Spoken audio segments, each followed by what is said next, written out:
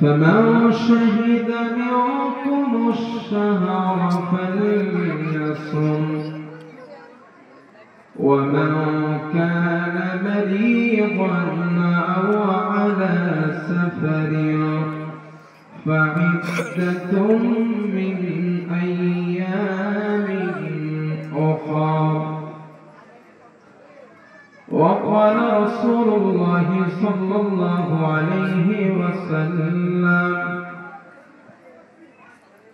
مثلي ومثلكم كمثل رجل أوقد نارا. وقال رسول الله صلى الله عليه وسلم: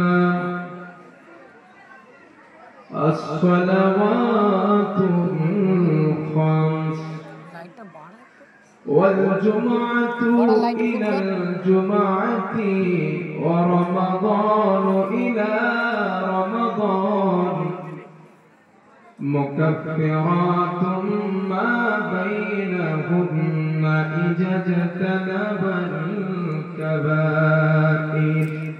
قال عليه الصلاة والسلام. وقال تعالى في شان حبيبه: إن الله وملائكته يصلون على النبي يا أيها الذين آمنوا صلوا عليه وسلموا تسليما. اللهم صل على سيدنا وعلى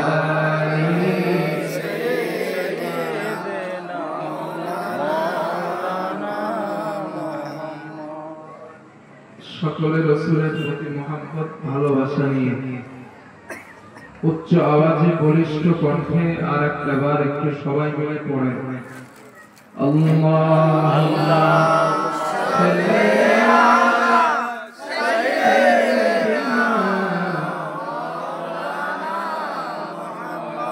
ওয়া আলা আলি সাইয়্যিদিনা।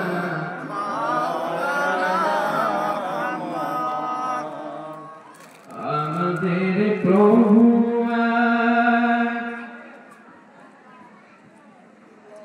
এক নবীর উম্মাহ,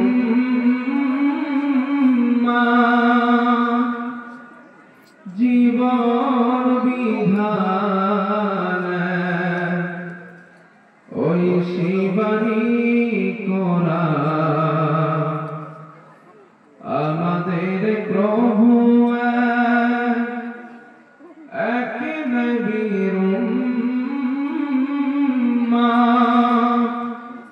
জীবন বিধান ওই শিবানী করা। তবে কেন এক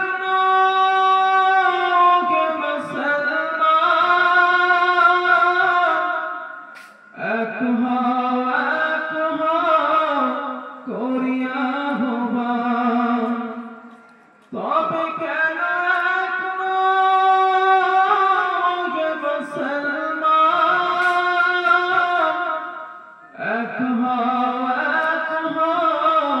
করিয়া হবা। আমাদের প্রভু এক নবীর উম্মাহ, জীবন বিধান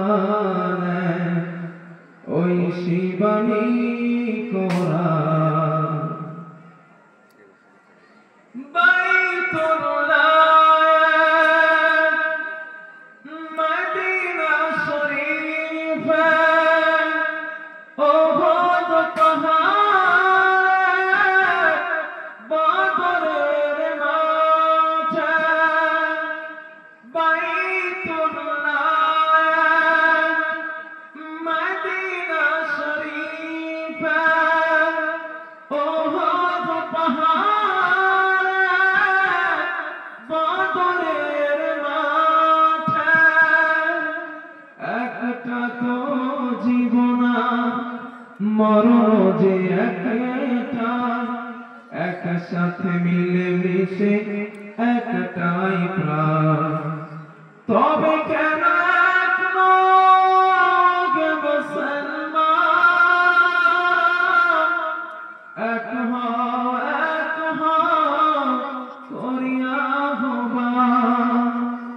আমাদের প্রভু এক নবীর উম্মত, জীবন বিধান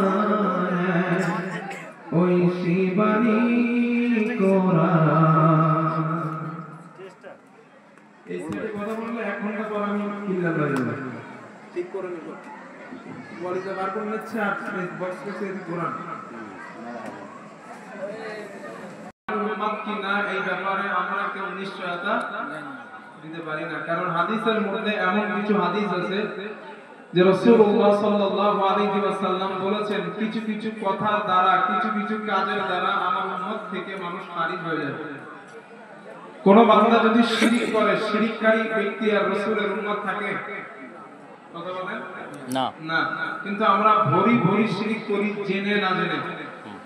দুই একটা एग्जांपल দেই। রাসূলুল্লাহ সাল্লাল্লাহু আলাইহি ওয়াসাল্লামের কিছু সাহাবা এক জায়গায় বসে দাজ্জালের ফিতনার আলোচনা করতেছিলেন। নবীজি তাদের কাছে উপস্থিত হয়ে বললেন, আমি রাসূল কি তোমাদের দাজ্জালের ফিতনা থেকে ভয়ঙ্কর কোন ফিতনার সংবাদ দেব না? কথা বলা যাচ্ছে তো না ইনশাআল্লাহ? সাহাবায়ে কেরাম আশ্চর্য হয়ে বললেন, ইয়া রাসূলুল্লাহ, আপনি তো বলেছেন পৃথিবীতে সমস্ত নবীরা তার উম্মতকে দাজ্জালের ফিতনা থেকে সতর্ক করেছিলেন, উম্মতদের জন্য সবথেকে বড় ফিতনা দাজ্জালের। নবী বললেন, না, এর থেকেও আরেকটা ফিতনা আমার উম্মতের জন্য ভয়ানক। রাসূল বললেন, আমি কি তোমাদের ওই ফিতনার কথাকে, ওই ফিতনাটাকে অবগত করব না? সাহাবারা বলেন, না, জি বলেন হুজুর। আল্লাহর নবী বললেন, আর রিয়া, লোক দেখানো ইবাদত, ওটা হলো গোপন শিরক। কি বলছেন? লোক দেখানো ইবাদত আর রিয়া। রাসূল বলেন, লোক দেখানো ইবাদত, লোক দেখানো ইবাদতের নাম হলো গোপন শিরক। মসজিদে দান করেছেন 2 লাখ টাকা, উদ্দেশ্য যদি হয় মানুষ আমাকে দানি বলবে, আপনার এটা গোপন শিরকের খাতায় চলে গেছে। নামাজে দাঁড়াইছেন, মসজিদে আস্তে আস্তে সিজদা দেন, আর বাড়িতে একা নামাজ পড়লে 4G স্পিডে নামাজ পড়ে। আসলে স্যার ভাইজান, মসজিদে পড়লে আস্তে আস্তে পড়ে, আর যখন বাড়ি পড়ে তখন 4G স্পিড গুপ গাপ মারে সিজদা। এই মানুষটা মানুষকে দেখানোর নামাজের অন্তর্ভুক্ত হবে, কারণ আল্লাহ বলেন, ওয়াইদা কামু ইলাস সালাতি কামু কুসালা ইউরাউনান নাস। ও নবী, এক শ্রেণীর মানুষকে দেখবেন তারা যখন নামাজে দাঁড়ায় কাহিনী চুস্তি অবস্থায় নামাজে দাঁড়ায়, ইউরাউনান নাস, ওরা মানুষকে দেখানোর জন্য নামাজ পড়ে। রাসূল হাদিসে বলেন, যারা লোক দেখানো ইবাদত করে ওটা হলো গোপন শিরক। আমি নবী ভয় পাই, রাসূল বলেন, আমি নবী ভয় পাই আমার উম্মত এই গোপন শিরক থেকে বাঁচতে পারবে কিনা। এবার আপনারা একটু অ্যানালাইসিস করেন তো, যে আমরা যে ইবাদত করি আল্লাহর জন্য কয়টা করি আর মানুষের দেখানোর জন্য কয়টা করি? 5 ওয়াক্ত মসজিদের খবর থাকে না, জুমার দিন দেখবেন একদম মসজিদে জায়গা নাই। আর কোন বন্ধু বান্ধবের মধ্যে কেউ যদি জুমার নামাজে না যায়, বলে দোস্ত জুমায় যাবা না, আজকের একটু কাজ আছে যাবো না। আরে না গেলে লোক কি বলবে, জুমার নামাজটা চলে, মানে লোক খারাপ বলবে, এই জন্য মসজিদে যায়। আর রাসূল কি বলছেন, যে লোককে দেখানোর জন্য ইবাদত করে ওটা হলো গোপন শিরক। আর আল্লাহ কোরআনে বলেন, ইন্নাহু মাইয়ুশরিক বিল্লাহ ফাকাদ হারামাল্লাহু আলাইহিল জান্নাহ ওয়া মাওয়াহু নার। আল্লাহ বলেন, নিশ্চয় আমি শিরককারীকে মাফ করব না, ওরে জান্নাত দেব না। ওয়া মাওয়াহু নার, তার ঠিকানা জাহান্নাম। ইন্নাল্লাহা, নিশ্চয় আমি আল্লাহ। কোন আয়াতে আল্লাহ বলেন, লা ইয়াগফিরু, কখনো ক্ষমা করি না, আইয়ুশরাকা বি, শিরকের গুনাহ। কিসের গুনাহ? শিরকের গুনাহ। এজন্য প্রিয় ভাইরা, আমরা রাসূলুল্লাহ সাল্লাল্লাহু আলাইহি ওয়াসাল্লামের পারফেক্ট উম্মত হতে পেরেছি কিনা এটা আমরা নিশ্চয়তা দিতে পারি না।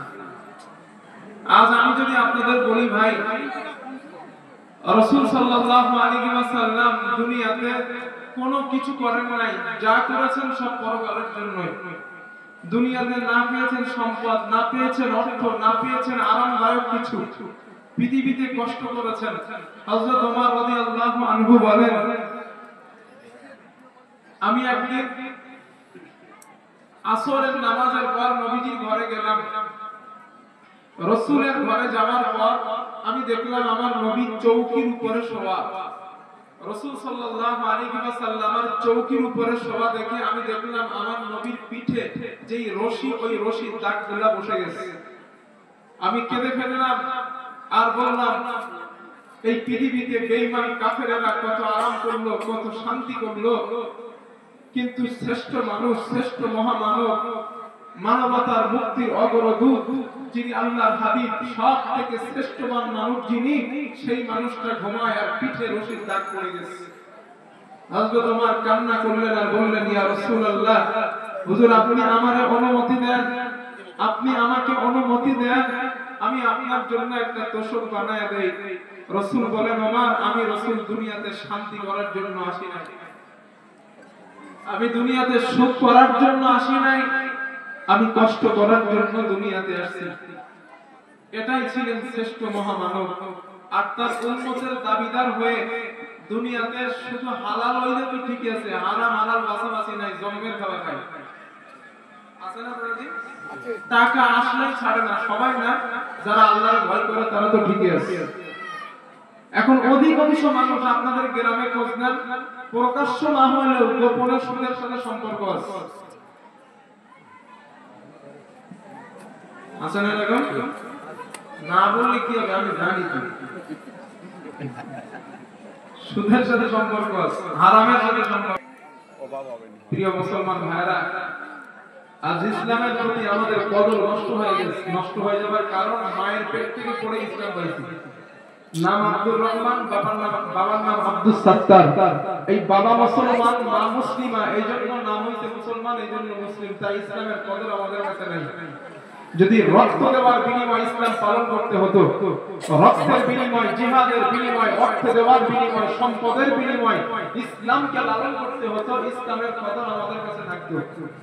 ঠিক বলছি না ভুল বলছি? দাদাজি মন আমার দিকে না দিলে হাত শোনার মতো কিছু বুঝবে না, বেকার হবে। আল্লাহর রাস্তায় একটু মন দেন, পাশে যে গজবাচ্চা হইতে দেন, আপনারা আমার দিকে একটু মন দেন। তো রাসূলুল্লাহ সাল্লাল্লাহু আলাইহি ওয়াসাল্লাম এই ইসলামটাকে আমাদের কাছে পৌঁছে দেওয়ার জন্য কতটা নির্যাতনের শিকার হলেন, কয়েকটা হাদিস শুনুন। হাদিস নাম্বার 1, রাসূলুল্লাহ সাল্লাল্লাহু আলাইহি ওয়াসাল্লাম ইসলামের দাওয়াত গোপনে দিয়েছিলেন 3 বছর। কত বছর? 3 বছর। 3 বছর গোপনে দাওয়াত দেওয়ার পর রাসূলের হাতে হাত দিয়ে কলেমা পড়ে ঈমানদার হয়, মুসলমান হয় 19 জন নারী আর 19 জন পুরুষ। 3টা বছর চলে যাওয়ার পর আল্লাহ কোরআনের ওহী নাযিল করে বললেন, নবী ওয়া আনদির আশিরাতাকাল আকরাবিন, ও নবী, ইসলামের দাওয়াত আর গোপনে চলবে না, এবার আপনার নিকট আত্মীয় যারা, তাদের কাছে ইসলামের দাওয়াত প্রকাশ্যে দেন। রাসূল চিন্তা করলেন, আমার নিকট আত্মীয় তো আবু জেহেল, আবু লাহাব, উতবা, সাইবা, এরা তো আমার নিকট আত্মীয়।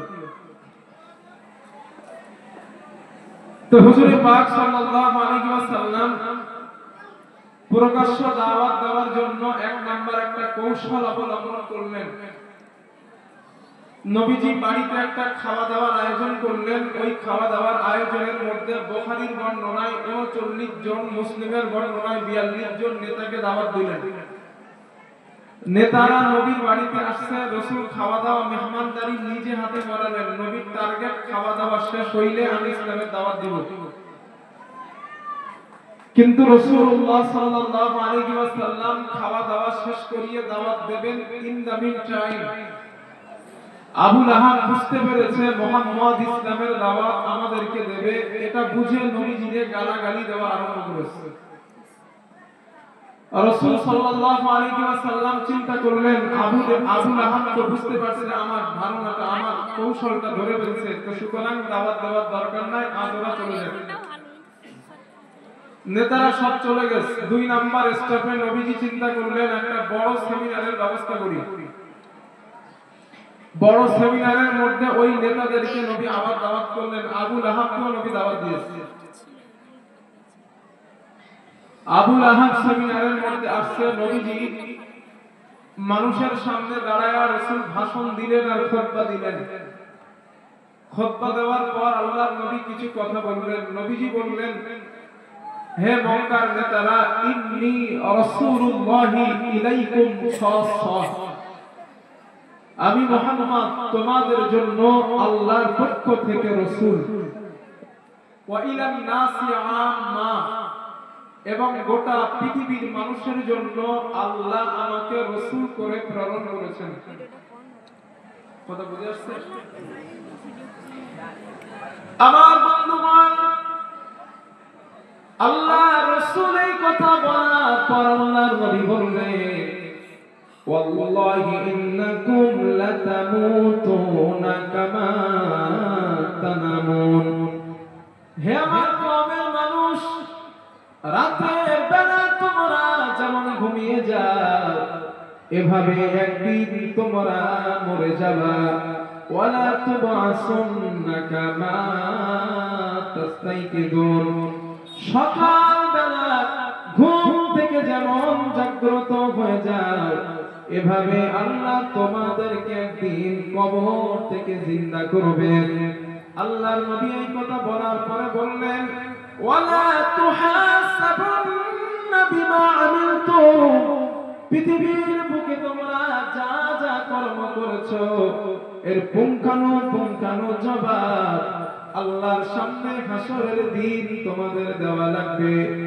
আল্লাহর নবী এটা বলে বললেন, ওয়াল জান্নাতু আবাদা ওয়ান নারু আবাদা, জান্নাত চিরস্থায়ী জায়গা, জাহান্নাম চিরস্থায়ী জায়গা। আল্লাহ রাসূল এই কথা বলার পরে বললেন, আল্লাহর নবী সেমিনারে বসে বললেন, আবু লাহাব আজ আবার নবীকে গালি দিতে যাবেন। নবীর আপন চাচা আবু লাহাব আবু তালেব দাঁড়িয়ে যায়। আবু তালেব দাঁড়িয়ে বলে, ভাতিজা মুহাম্মদ ইনজিলি মা উমিরতা, ও ভাতিজা মুহাম্মদ, তোমার রব তোমাকে যে ব্যাপারে আদেশ দিয়েছে তুমি তোমার কর্ম পদ্ধতি নিয়ে সামনে এগিয়ে যাও। লা আযালু আহুকা, আমি আবু তালিব দুনিয়ার জমিনে যতদিন জীবিত থাকব আমি তোমাকে ছায়া হিসাবে, অভিভাবক হিসাবে সংরক্ষণ করব।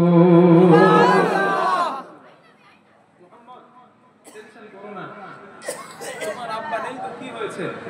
মক্কার কোন নেতা তোমার পক্ষে নিবে না তো কি হয়েছে? আমি তোমার চাচাতো আছি। আমি কথা দিচ্ছি, যতদিন আমি জীবিত থাকবো, যতদিন পৃথিবীতে বেঁচে থাকবো, আমি তোমাকে ছায়া হিসাবে, অভিভাবক হিসাবে সংরক্ষণ করব। আবু এখান থেকে একটা শিক্ষা নিতে পারেন। এই যে আমরা বিরাট স্লোগান দেই, নবীর উম্মত, নবীরে বিরাট ভালোবাসি, নবীর নিয়ে বিরাট স্লোগান দেই। স্লোগান দেওয়া ভালো জিনিস, খারাপ না, ভালো। তবে এই যে 12 রবিউল আউয়াল আসলে আমরা নবীর ভক্তি দেখাই, আর এক বছর খবর থাকে না। এই যে ভক্তি, এই ভক্তিতে কিন্তু জান্নাত পাওয়া যাবে না। কারণ এই হাদিস দ্বারা কি বোঝা গেল, আবু তালেব কিন্তু নবীরে বিরাট মহব্বত করত, ঠিক না ভাইয়া? যদি মহব্বত না করত, সে একজন কাফের হয়েও নবীকে এই কথা কেন বললো যে মুহাম্মদ তুমি যতদিন জীবিত, আমি যতদিন জীবিত থাকবো আমি তোমারে ছায়া হিসাবে, অভিভাবক হিসাবে সংরক্ষণ করব। কিন্তু কাফেররা সবাই রাসূল সাল্লাল্লাহু আলাইহি সাল্লামের বিরুদ্ধে চরণ করলো, কিন্তু আবু তালেব একাই নবীর পক্ষ নিয়েছে। ভালোবাসা কম বলে মনে হয় যে অনেক ভালোবাসা, এরপর আবু তালেব কিন্তু জান্নাতে যাবে। দলিল মুসলিম শরীফ কিতাবুল ঈমান অধ্যায়। আবু তালেব যখন মারা যায়, রাসূলুল্লাহ সাল্লাল্লাহু আলাইহি ওয়াসাল্লাম আবু তালেবের মাথার কাছে বসলেন আর বললেন, কুল কা ইলাহা ইল্লাল্লাহ, কালিমাতান আশহাদু লাকা বিহা ইনদাল্লাহ।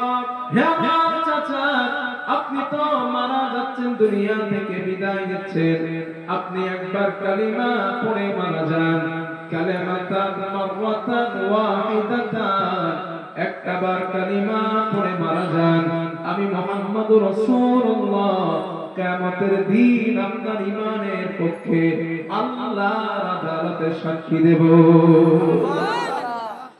আল্লাহর নবী এই প্রস্তাব যখন করলেন, আবু তালেব রাসূলকে বললেন, ভাতিজা মুহাম্মদ,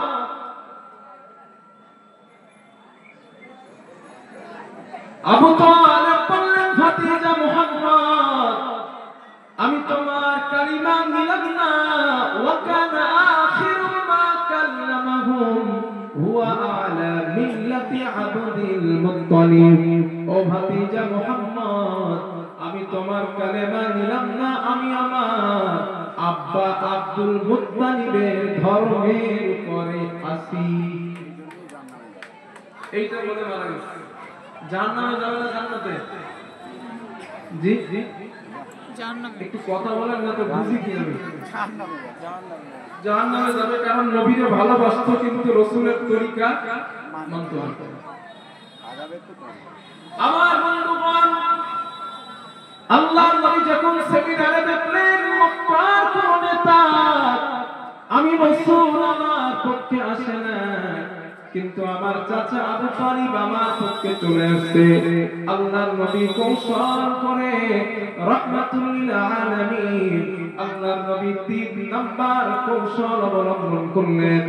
আল্লাহর নবী চিন্তা করলেন, না আর নেতাদের দাওয়াত দেওয়া যাবে না, আমি নবী এবার গোটা জাতিকে দাওয়াত দেব।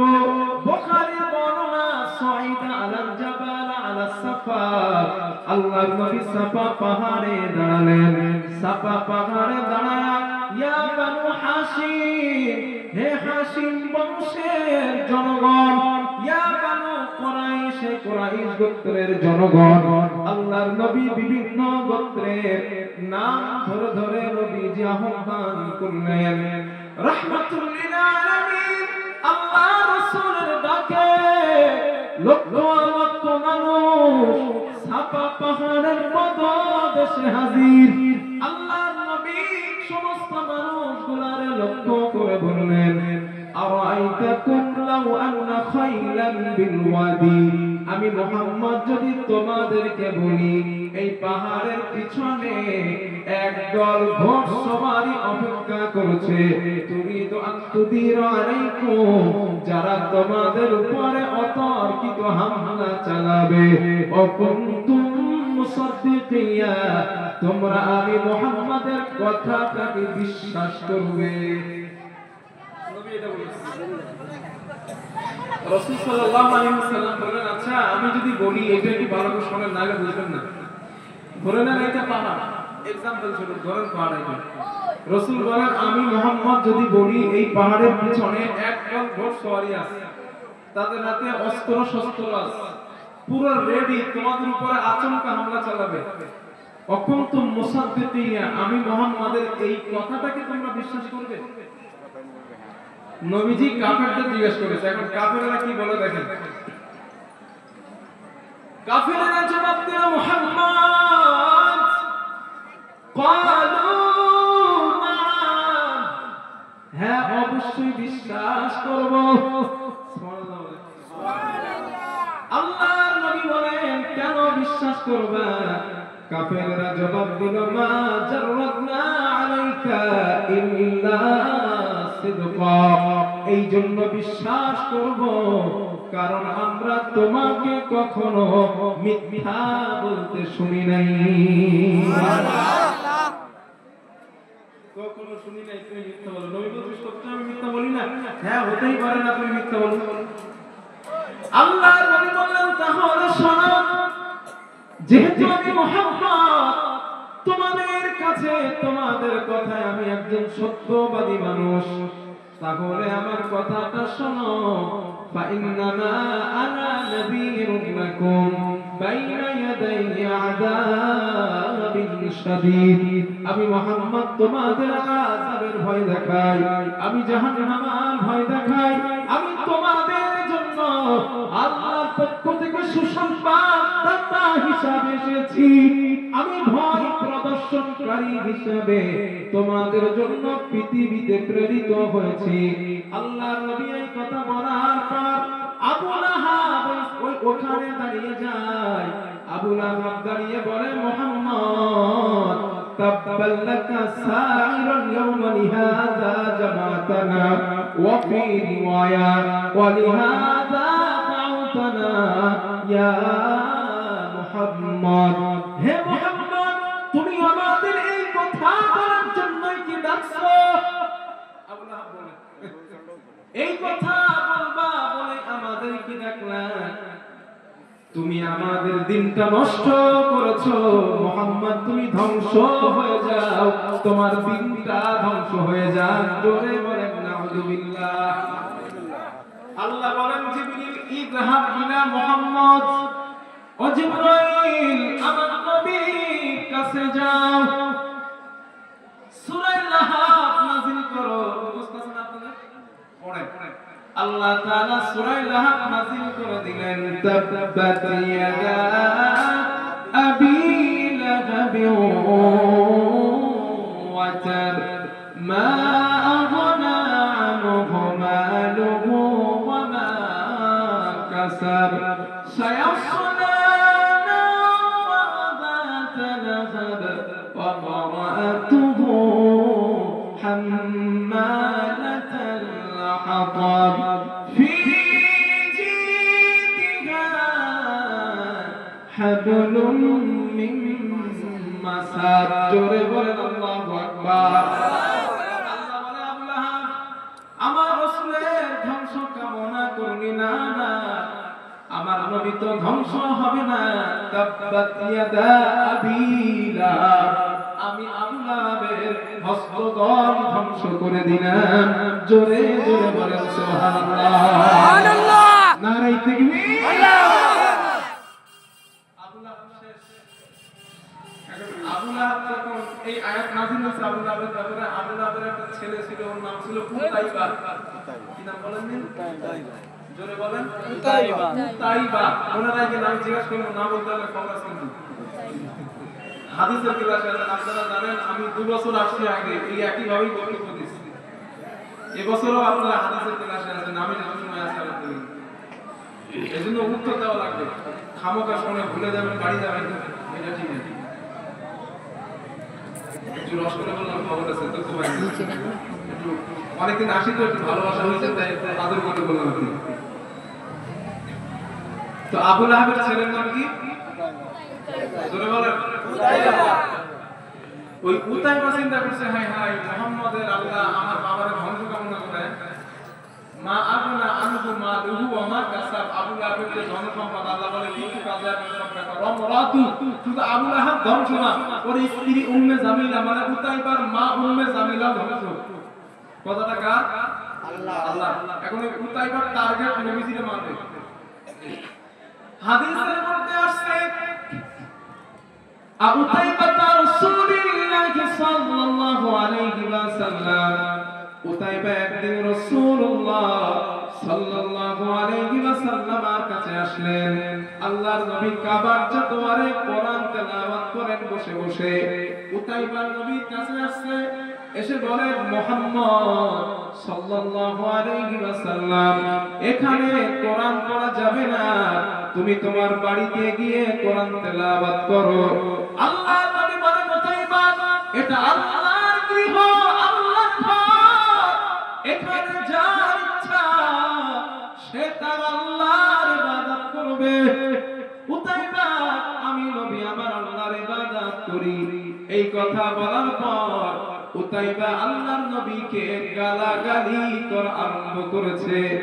আমার নবীকে শুধু গালি দেয় নাই, হাদিসের মধ্যে আসছে ওয়াশাক্কা কামিসা, আল্লাহর নবীর জামাটা টানতে টানতে ছিঁড়ে ফেলেছে। আমার নবীর জামাটা ছিঁড়ে ফেলে মানুষ তাকিয়ে তাকিয়ে দেখে উতাইবা মুহাম্মাদের সঙ্গে এমন অবস্থা সৃষ্টি করেছে। শুধু উতাইবা আমার রাসূলের জামাটা ছেড়ে না, ওয়াতাফালা ফি ওয়াজহিহি, তার মুখের থুতুটা আমার নবীর মুখের উপরে নিক্ষেপ করেছে। হাদিসে আসছে ওই থুতুটা আল্লাহর নবীর মুখের উপরে পড়ে নাই, সাইডে পড়ে যায়। আমার নবী আর সহ্য করতে পারলেন না, আল্লাহর কাছে দোয়া করলেন, আল্লাহুম্মা সাল্লিত আলাইহি কালবাম মিন কিলাবিক, ওয়া আল্লাহ এই উতাইবার উপরে কুকুর জাতীয় হিংস্র কোন প্রাণীকে নিয়ে দেন। হিংস্র কোন প্রাণী, কুকুর জাতীয় কোন প্রাণীকে নিয়ে দেন। আল্লাহর নবী এই দোয়াটা ফাসতুজিবা দুআউহু সাল্লাল্লাহু আলাইহি ওয়াসাল্লাম, আল্লাহর নবীর এই দোয়াটা সাথে সাথে আল্লাহর কাছে কবুল হয়ে যায়। সুবহানাল্লাহ। উতাইবা চিন্তা করতেছে কাম সেরেছে, নবী দোয়া করেছে মানে কবুল হয়ে গেছে, এর উপায় নেই। আর কাফেররা জানতো ভাইজান এটা যে মুহাম্মদ সাল্লাল্লাহু আলাইহি ওয়াসাল্লাম আল্লাহর সত্য নবী, কোরআন সত্য, এটা ওরা জানতো, জানার পরও বিরোধিতা করতে। কথা বুঝতে আসছে না? একটা বুখারী দলিল দেয় যে কাফেররা জানতো এটা বুখারী দলিল না।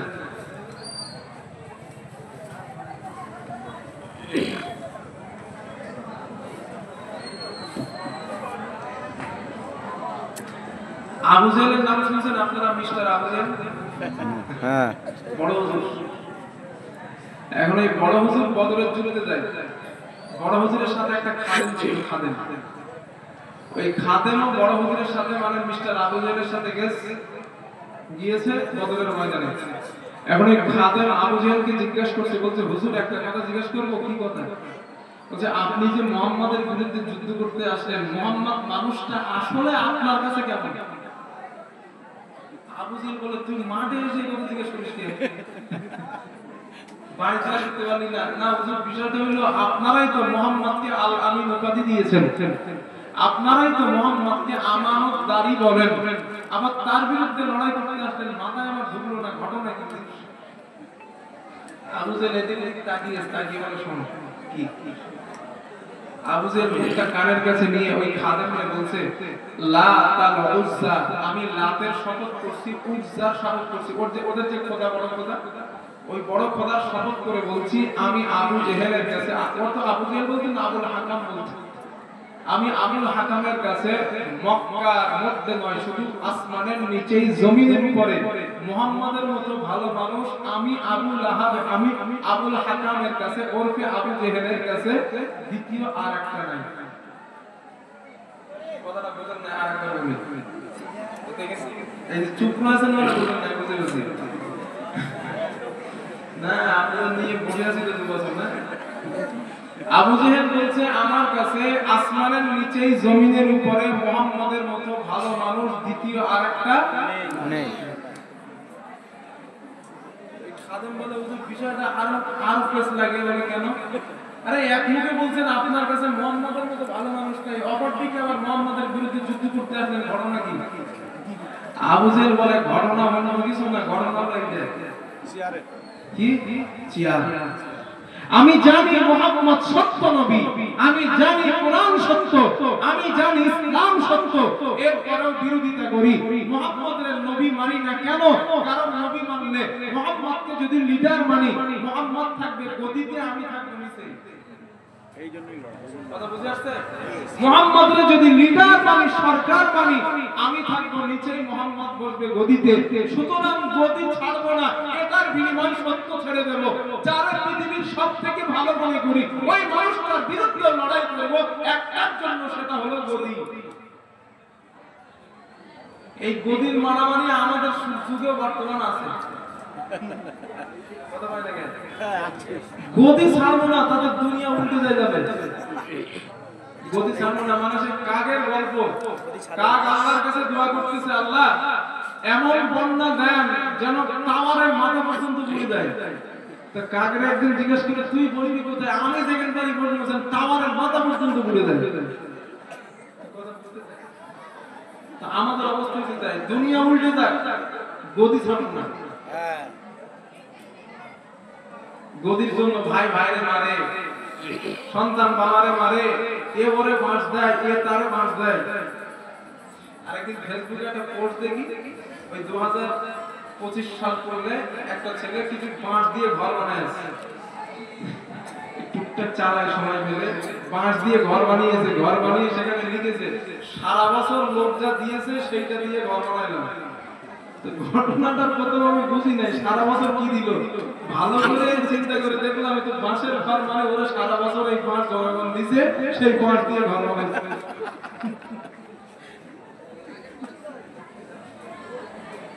তো বর্তমান গদির জন্য বাঁশ দেওয়াদেরই খেলা চালু হয়ে গেছে। সত্য বলবো মিথ্যা বলবো যা পারে হোক, গদি আমার দরকার। কথা বুঝে আসছে? এই গদির লোভ ছিল কিন্তু আবু জাহেলের।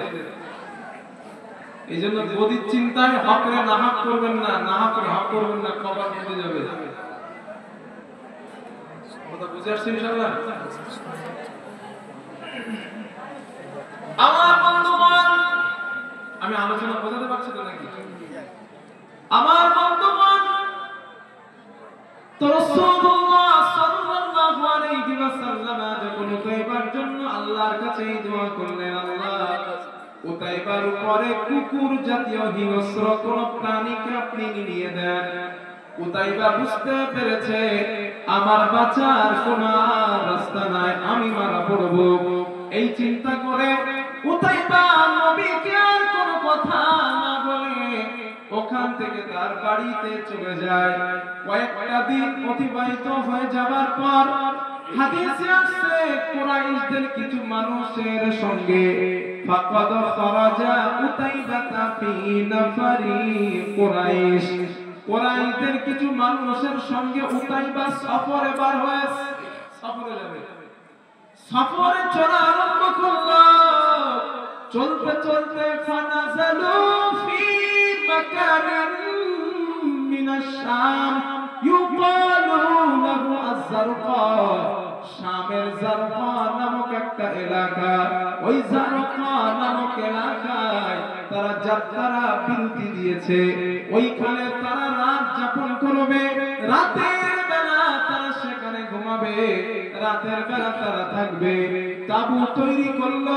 হঠাৎ উতাইবা সামনে তাকায় দেখে ফাতাফা বিহি আসাদুন তিলকাল লাইলা, বিরাট একটা হিংস্র সিংহ তাদের আশেপাশে ঘোরাফেরা করে। উতাইবার মক্কার কথা মনে পড়ে যায়, সাথীদেরকে বললেন, সাথীরা আমি কিন্তু শেষ। বলে কেন, তোমাদের কি মনে নাই মক্কায় যেদিন মুহাম্মদকে আমি থুতু দিয়েছিলাম, গালি দিয়েছিলাম, ওই দিন মুহাম্মদ আমার জন্য তার আল্লাহর কাছে বদদুয়া করেছিল, আল্লাহ এই উতাইবার উপরে কুকুর জাতীয় হিংস্র কোন প্রাণীকে নিয়ে দেন। আমি বুঝতে পেরেছি মুহাম্মদ মক্কায় বসে তার আল্লাহর সঙ্গে যোগাযোগ করে শামের জারকা নামক এলাকায় আমার উপরে সিংহ নিয়ে দিয়েছে। সাথীরা বলে টেনশন করার কোনো দরকার নাই, তুমি তাবুর মাঝখানে ঘুমাবা, আমরা চতুর্দিকে পাহারা দিব, যাই হোক করে রাতটা পার করবো। সিংহরে পাঠাইছে কে? আল্লাহ। মুহাদ্দিসরা লেখেন রাতের বেলা সিংহ উতাইবার গলা ধরেছে। আর হিংস্র প্রাণীরা দেখবেন শিকারীর আগে গলা ধরে, একদম গলা ধরে। মুহাদ্দিসরা লিখেছেন যে সিংহের ভাষায় সিংহ যেন উতাইবাকে বলেছিল, উতাইবা তুমি রাসূলের সাথে যে গুস্তাখি করেছো, রাসূলের সঙ্গে যে ব্যবহার করেছো, আল্লাহ চাইলে আমি সিংহের মাধ্যমে হলেও আল্লাহ গুস্তাখি রাসূলের প্রতিশোধ নিয়ে নেন। সুতরাং এটা শুধু উতাইবার জন্য না, বর্তমান যুগেও যারা গুস্তাখি রাসূল আছে আল্লাহ চাইলে ওদেরকেও সিংহের মাধ্যমে প্রতিশোধ নিয়ে নেবে। ইতিহাস সাক্ষী দেয়। তো রাসূল সাল্লাল্লাহু আলাইহি ওয়াসাল্লাম আমার বলার উদ্দেশ্য কোনটা ছিল যে নবীজি কষ্ট পাইছেন, উতাইবা নবীকে কষ্ট দিলেন, কিন্তু নবী ওরা বিকল্প কষ্ট দিলেন না, আল্লাহর কাছে দোয়া করছিলেন ইসলাম তারা আমাদের কাছে আনার জন্য। গোটা জাতিকে রাসূল জাহান্নাম থেকে বাঁচানোর জন্য ধৈর্য ধারণ করেছেন, প্রতিশোধ নেন নাই। কথা বুঝে আসছে? হাদিস নাম্বার 2, খুব মন দিয়ে শুনেন। রাসূলুল্লাহ সাল্লাল্লাহু আলাইহি ওয়াসাল্লাম কাবার চত্বরে নামাজের জন্য আল্লাহর নবী গেলেন। নবী যাওয়ার পর ইদা সাল্লাত, আল্লাহর নবী নামাজে দাঁড়ালেন। আবু জাহাল কাবার চত্বরে হাজির। শুধু আবু জাহেল না, বুখারীর বর্ণনায় আছে ওয়া আসহাবুল লাহু জুলুস, আবু জাহেলের বন্ধুরাও কাবার চত্বরে হাজির। আবু জাহেল জিজ্ঞাসা করলো, আমার জনগণ, আইয়াকুম মুজিউন, আমি যদি তোমাদেরকে একটা কাজ দিই, ওই কাজটা তোমরা কি কেউ করতে পারবা? জনগণ বলে, কি কাজ? আপনি আমাদেরকে বলেন। আবু জাহেল বলল, শোনো, ফায়াদুহু আলা তাহরি মুহাম্মদ ইদা সিজদা, মুহাম্মদ যখন সিজদায় চলে যাবে, উটের নাড়ি ভুঁড়িগুলা দিবা, মুহাম্মাদের পিঠের উপরে চাপায়া দিবা। এই দায়িত্বটা তোমরা কে করতে পারবা বলো? হাদিসের মধ্যে রাউফিন শব্দটাও পাওয়া যায়, রক্ত এবং গোবরটাও সঙ্গে নিবা, মুহাম্মাদের পিঠের উপরে চাপায়া দিবা। আল্লাহর নবী সিজদায় উকবা ইবনে আবি মুআইত নামে একজন কাফের দাঁড়িয়ে যায়। ওই কাফের দাঁড়িয়ে বললেন, হুজুর, দায়িত্বটা আপনি আমার দেন, আমি আপনার দেওয়া দায়িত্ব পালন করব। ওই কাফের উকবা চলে যায়, উটের নাড়ি ভুঁড়িগুলো নিয়ে আল্লাহর রাসূল সিজদার মধ্যে আমার নবীর পিঠ মোবারকের উপরে উটের নাড়ি ভুঁড়িগুলো চাপায়া দেওয়া হয়, রক্ত এবং গোবরটাও চাপানো হয়। রাহমাতুল লিল আলামিন, আল্লাহর নবী সিজদা থেকে মাথা উঠাতে পারে না। নবীজির চেহারা মোবারকে রক্ত আর গোবরগুলো লেগে যায়। এই দৃশ্য কাফেরগুলো দেখলো, ফায়াদহাকু বা'দুহুম লিবাদিন, একজন আরেকজন অট্ট হাসিতে ফেটে পড়ে, একজন আরেকজনের কাঁধের উপরে পড়ে যায়। আর তারা বলাবলি করতে লাগলো, দেখো না, মুহাম্মদ নিজের ধর্মের কথা বলতে যে মুহাম্মাদের অবস্থা এমন হয়ে গিয়েছে। আল্লাহর নবীর সাহাবা হযরতে আব্দুল্লাহ ইবনে মাসউদ রাদিয়াল্লাহু তাআলা দূর থেকে পুরো ঘটনাটা দেখলেন, দৌড়ে চলে গেলেন হযরত ফাতিমা রাদিয়াল্লাহু আনহার বাড়িতে। ডাক দিলেন, ইয়া ফাতিমা তাআল ইনা, হে ফাতিমা এদিকে এসো মা। হযরত ফাতিমা আসলেন, কি বলবেন? তোমার বাবাকে কাবার চত্বরে মক্কার কাফেররা কষ্ট দেয়। হযরত ফাতিমা দৌড়ে গেলেন। রাহমাতুল লিল আলামিন, আমার নবী তখনও সিজদার মধ্যে পড়া। আল্লাহর হাবিবের পিঠ মোবারক থেকে উটের নাড়ি ভুঁড়িগুলা সরায়া নিলেন, আল্লাহর নবীর হাত ধরে তুললেন। হাদিসের মধ্যে আসছে, ফাজারাত তাবকি তুকাব্বিলুহু ফাতিমা, হযরত ফাতিমা আল্লাহর নবীকে চুমা দেয় আর কাঁদে, চোখের পানি ছেড়ে কান্না করে। আল্লাহর নবী জিজ্ঞাসা করলেন, মা ইউবকি কিয়া ফাতিমা, ও ফাতিমা তুমি কেন কান্না করো মা? তোমার কান্না করার কারণ কি? হযরত ফাতিমা বলেন, আব্বু কত শাহাদা লাউনু ওয়া খাউলাকা সিয়াবুক, ওয়া আমার আব্বু, আপনার জামাটা ছিঁড়ে গিয়েছে, আপনার চেহারার রং রক্তে বিবর্ণ হয়ে গিয়েছে। আব্বু এই জন্য আমি কান্না করি। আল্লাহর নবী ফাতেমা মাথায় হাত বোলালেন আর বললেন, লা তাবকি ইয়া ফাতিমা, ও ফাতিমা তুমি কান্না করো না মা, ইন্নাল্লাহা ক্বাদ বা'আসা আবাকি আমরিন, তোমার বাবাকে আল্লাহ পাক কেমন একটা ধর্ম দিয়া দুনিয়াতে প্রেরণ করেছেন। এই পৃথিবীর বুকে এমন কোন তিলতার বাড়ি থাকবে না, এমন কোন পাকা ইটের বাড়ি থাকবে না, কাঁচা ইটের বাড়ি থাকবে না, যেখানে ইসলাম নামীয় ধর্মটা আল্লাহ মানুষের বাড়িতে বাড়িতে পৌঁছে দিবে না। লিল্লাহি তাকবীর।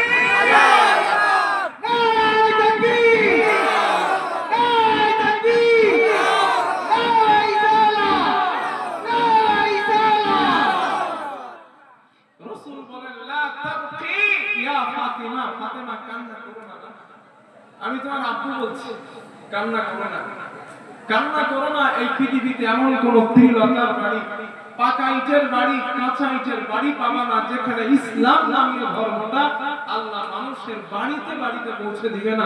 একটু অপেক্ষা করো, আর ওই দিন তোমার বাবাকে গোটা পৃথিবীর আল্লাহ বাদশা বানায় দেবেন। সুবহানাল্লাহ। একটু অপেক্ষা করো না, একটু অপেক্ষা করো। প্রিয় ভাইরা, এই কষ্ট নবীজি পেয়েছেন একটাই কারণ, আমরা যেন জাহান্নাম থেকে মুক্তি পাই। জোরে বলেন, মুক্তি পেয়েছে যায়। নবীর কি দরকার ছিল এই কষ্ট পাওয়ার? মসজিদের কোণায় বসে হাত তুলে দোয়া করলেই পারতেন, আল্লাহ তোমার দিন তুমি বিজয় করো, আমি জানি না, আমি মার খাইতে পারবো না, ওগুলো হইতো না দোয়া করতেন। কিন্তু নবী করলেন না, মার খেয়েছেন যাদের জাতি যেন জাহান্নাম থেকে বাঁচে। হাদিস নাম্বার 3, এটাও বুখারীর বর্ণনা, যেটা বলছে কিন্তু এটাও বুখারীর হাদিস। সামনে কথা আছে, বাইনা রাসূলিল্লাহি সাল্লাল্লাহু আলাইহি ওয়াসাল্লাম ইউসাল্লি বিফিনাইল কাবা, রাসূলুল্লাহ সাল্লাল্লাহু আলাইহি ওয়াসাল্লাম আবার একদিন কাবার চত্বরে আসলেন। আল্লাহর নবী আসার পর ওই মানুষটা, ওই উকবা ইবনে আবি মুআইত, ওই লোকটা আবার আসছে। ওই লোকটা আসার পর হাদিসের মধ্যে দুইটা বর্ণনা পাওয়া যায়। একটা গায়ে থাকা চাদর অথবা রশি পেঁচানোর পর আল্লাহর নবীর গলার মধ্যে আটকে দিয়েছে। আমার নবীর গলার মধ্যে যখন আটকে দিল, আমার নবী নিঃশ্বাস নিতে পারেন না, নবীর চক্ষু দুটো যেন বার হয়ে যায়। হাদিসের মধ্যে আসছে ওই উকবা তার হাঁটুটা আমার নবীর নুরানি পিঠে চাপালো, হাঁটুটা পিঠে দিয়া হেলান দিয়ে সাপোর্ট দিয়ে রাখছে, আর দুই হাত দিয়ে গলাটা রশি অথবা চাদর দিয়ে টানে। আল্লাহর নবীর নিঃশ্বাসটা বন্ধ হয়ে যায়, রাসূলের হাত পা ঠান্ডা হয়ে যাবার উপক্রম হলো। আল্লাহর নবীর বাল্যকালের বন্ধু হযরত আবু বকর সিদ্দিক রাদিয়াল্লাহু তাআলা দূর থেকে দেখতে পেলেন উকবা আমার নবীকে শহীদ করে ফেলবে, আমার নবীকে তো দুনিয়া থেকে বিদায় করে দেবে। হযরত আবু বকর দৌড়ে আসলেন, উকবাকে জোরে একটা ধাক্কা দিয়া জমিনের উপরে ফেলে দিলেন। উকবা জমিনে পড়ে গিয়েছে। আবু বকর উকবাকে লক্ষ্য করে বলেন, উকবা আতাকতুলুনা রাজুলান আইয়াকুনা রাব্বি وقد جاءتكم بالبينات من ربكم। একটা মানুষকে এই কারণে কি তোমরা হত্যা করবা যেই মানুষটা বলেন আল্লাহ আমার রব, আল্লাহ তোমাদের রব, আর যিনি সুস্পষ্ট কিতাব নিয়ে দুনিয়াতে এসেছেন, এই কথা বলার কারণে এই মানুষটাকে কি তোমরা হত্যা করবা? উকবারে আবু বকর বলেছে, কেন মারতেছো? এই মানুষটা তো অন্য কথা বলে না, এতটুকু বলছে আল্লাহ আমি মুহাম্মাদের রব। হে জনগণ, আল্লাহ তোমাদের রব, আর আমার কাছে আসমান থেকে কিতাব দেওয়া হয়েছে, এই কথা ছাড়া তো মুহাম্মদ আর কিচ্ছু বলেন না, এজন্য তোমরা মারছো। উকবা চিন্তা করেছে কথাটা তো ভুল না, ঠিকই তো, মুহাম্মদ তো কিছু বলে না, এতটুকু বলছে আমরা আমাদের আমার রব আল্লাহ, তোমাদের রব আল্লাহ, আমার কাছে কিতাব আছে। এই কথা ছাড়া তো মুহাম্মদ আর কিছু বলে না। এরপরেও আমরা তাকে আঘাত করি, আমরা তাকে মারি। উকবা এইটা বলে ওখান থেকে চলে যাচ্ছে। প্রিয় ভাইরা, আপনারা একটা কথা আমারে বলেন, নবী কি উকবারে ধরার চান্স পায় না ওই জায়গায়? জি পাইছে। কেন বলেন? আবু বকর ধাক্কা দিয়েছে, উকবা পড়ে গেছে, তাহলে নবী তো ধরার চান্স পাইছে। কিন্তু হাদিসে আসছে রাসূল ওরে ধরলেন না।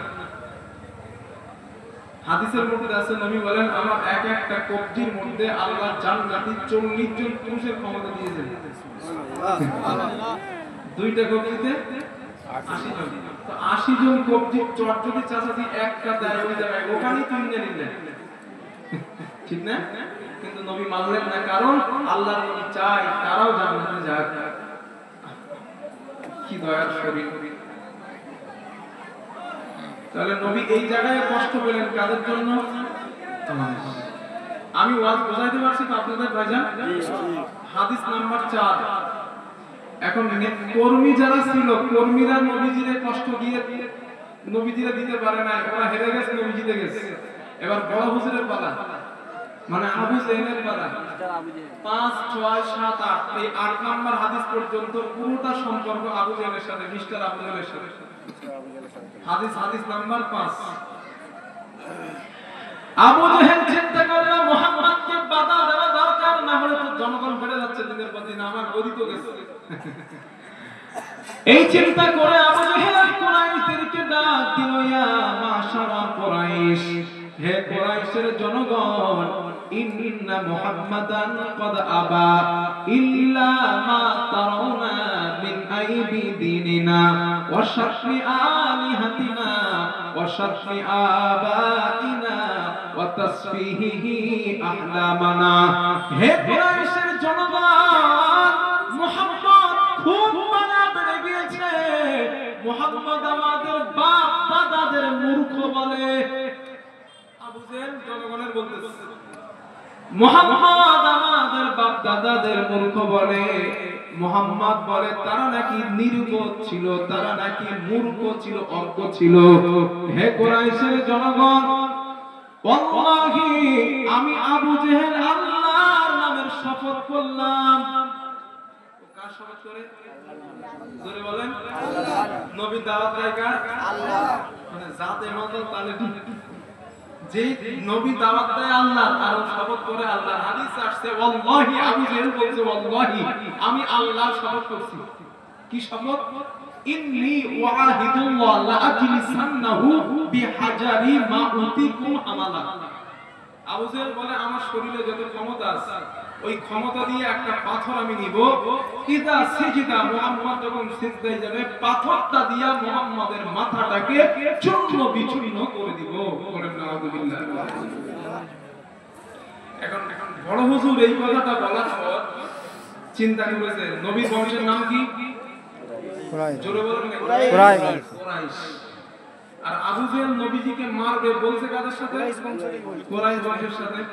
কতটা বুদ্ধি! একবার পাগল না, কিন্তু পাগল হইলে নেতা হইতে পারতো না। তারই বলে না পাগল, ও পাগল না, ও ভালো ছিল। হাদিসে আসছে আবু জেহেল এত বড় কবি ছিল, ওর কবিতার পাশে মক্কার অন্য কবিদের কবিতা টাকাইতো না। এত বড় কবি ছিল আবু জেহেল। সে ও বুদ্ধি খাটায় আছে যে আমি নবীর বংশ তো কুরাইশ, আর আমি মুহাম্মদের মারবো, মুহাম্মদের বংশ কুরাইশ, আর কুরাইশদের সাথেই বলছি, সুতরাং মারার পরে এরা তো আমার বিরুদ্ধে যাইতে পারে, কারণ ভাতিজা থাকতে পারে, ভাইপো থাকতে পারে, আত্মীয় স্বজন থাকতে পারে, গোষ্ঠীর লোকের প্রতি একটা টান আছে দেখবে। ভাই ভাইয়ের সাথে দ্বন্দ্ব, মারামারি 10 বছর কথা নাই, কিন্তু রাস্তার লোক যদি ছোট ভাইরে মারে 10 বছর কথা না বলা ভাইটা এসে ভাইয়ের পক্ষ নিবে। এটা কিন্তু গোষ্ঠীর টান, রক্তের টান।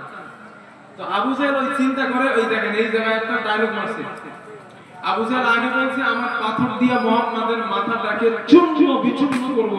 এই কথাটা বলার পরে বলছে ফাসলিমুনি আও আমনিউনি।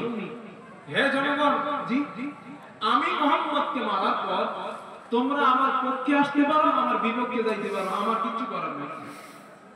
আরেকটা কথা বলতে, ফাল ইয়াসনাহা বাদা যালিকা বনু আব্দ মানাফ মা বাদা লাহুম।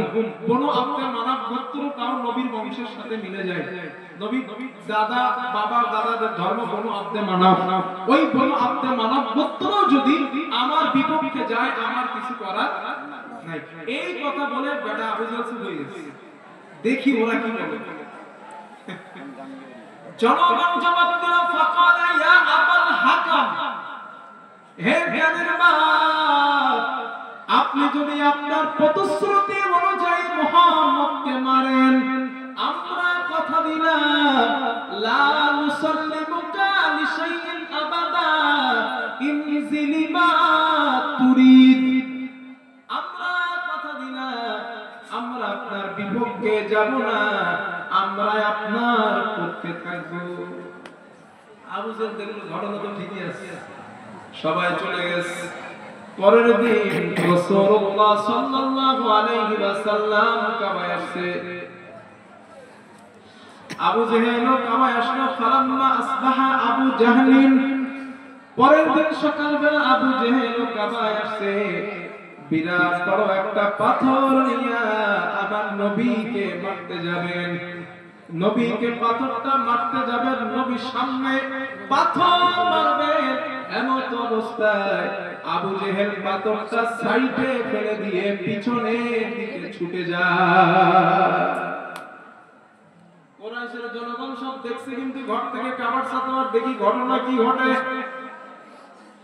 আবু জাহল যখন পাথরটা সাইডে ফেলে দিয়ে কাঁপতে কাঁপতে পিছনে সরে গেল, জনগণ আবু জাহলের কাছে এসে বলছে, হুজুর ফাকালা মালাকা ইয়া আবাল হাকাম, হে জ্ঞানের বাপ, ঘটনা কি, পাথর কেন মারলেন না? আবু জাহল জিজ্ঞেস করছে, হুজুর কি হইছে আপনার? আমরা সব দেখতেছিলাম, আপনি দেখলাম পাথরটা সাইডে ফেলে দিয়ে কাঁপতে কাঁপতে পিছনে গেছেন, কি হইছে আপনার? আবু জাহল বলে, ঘটনা একটা ঘটে গেছে রে। বলে কেন হুজুর? বলে আমি দেখলাম, আমি পাথর মারতে গেছিলাম, আমি কসম করছিলাম আল্লাহর সামনে, আল্লাহর সামনে আমি বিশ্বাস করো না। জি হ্যাঁ, আমি পাথর নিয়েছিলাম, মারবো বলেও যাচ্ছি, ঠিক ঠিক ঠিক এমন অবস্থায় দেখলাম মুহাম্মাদের সামনে আর আমার সামনে আরা জানি ফাহাল মুক মিনাল ইবিল, বিরাট ভয়ঙ্কর একটা উট আমার সামনে মুহাম্মাদের সামনে হাজির। আবু জাহল বলে, বিশ্বাস করো এমন জীবনেও দেখি না এত ভয়ঙ্কর উট। ওয়ালিদ ইবনে মুগিরা বলে, হুজুর গাঁজা কি ওভারডোজ খাইছেন? এটা হাদিসে না, আমি মুহাম্মদ থেকে বলছি। ওয়ালিদ ইবনে মুগিরা এইটা বলছিল, হুজুর আপনি কি বলেন, এটা আপনার মাথার কি কোনো সমস্যা? আবু জাহল বলে, সর্বনাশ, আমি তোমাদের নেতা মানুষ, আমি মিথ্যা কথা বলবো ভাবো কেন না? আমি বলছি তো ভয়ঙ্কর উট দেখলাম। আরে কখন ভয়ঙ্কর উট? আমরা তো দেখছি কাবার চত্বরে, আপনি আর মুহাম্মদ ছাড়া কেউ নাই, আপনি মারবেন না সেইটা বলেন। আবু জাহল বলে, সর্বনাশ রে, আমার লোক আমার বিরুদ্ধে কথা বলে, আমি গেছি রে, আমি গেছি।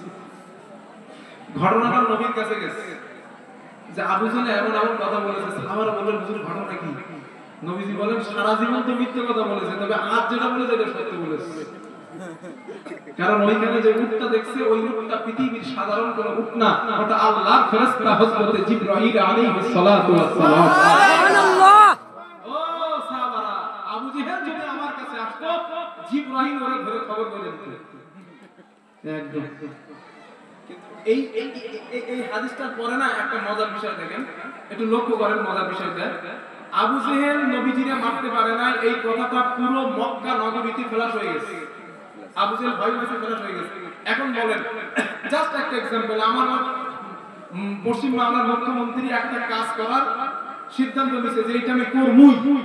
এখন জনগণের ভয়ে মুখ্যমন্ত্রী করে না, ওনার ইজ্জত থাকবে? আর আল্লাহ কেমন মুখ্যমন্ত্রী হইছে রে, জনগণের ভয়ে করে নাই।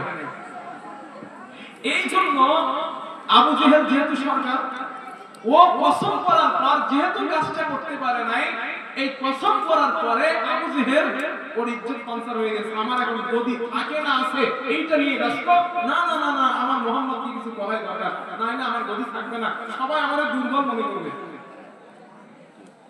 বাড়ি যায় আর বোর সাথে শুধু খিটখিট করে। দেখবেন দুটো একটা আছে আমাদের মধ্যে, তাস খেলতে গিয়ে হেরে যায়, হেরে গিয়ে বোর সাথে খিটখিট করে। আবু জেহেল মার্কা দুই একটা জুয়া খেলবে, জুয়া খেলে হেরে যায়, বাড়ি গিয়ে বসে দেখে ঠিক করে ওদের গাছের গায়ে পিটন দিয়ে পেটানো করবে, বাইরে সমস্যা করবে, আর বাড়ি এসে স্ত্রীর সাথে ঝামেলা করে।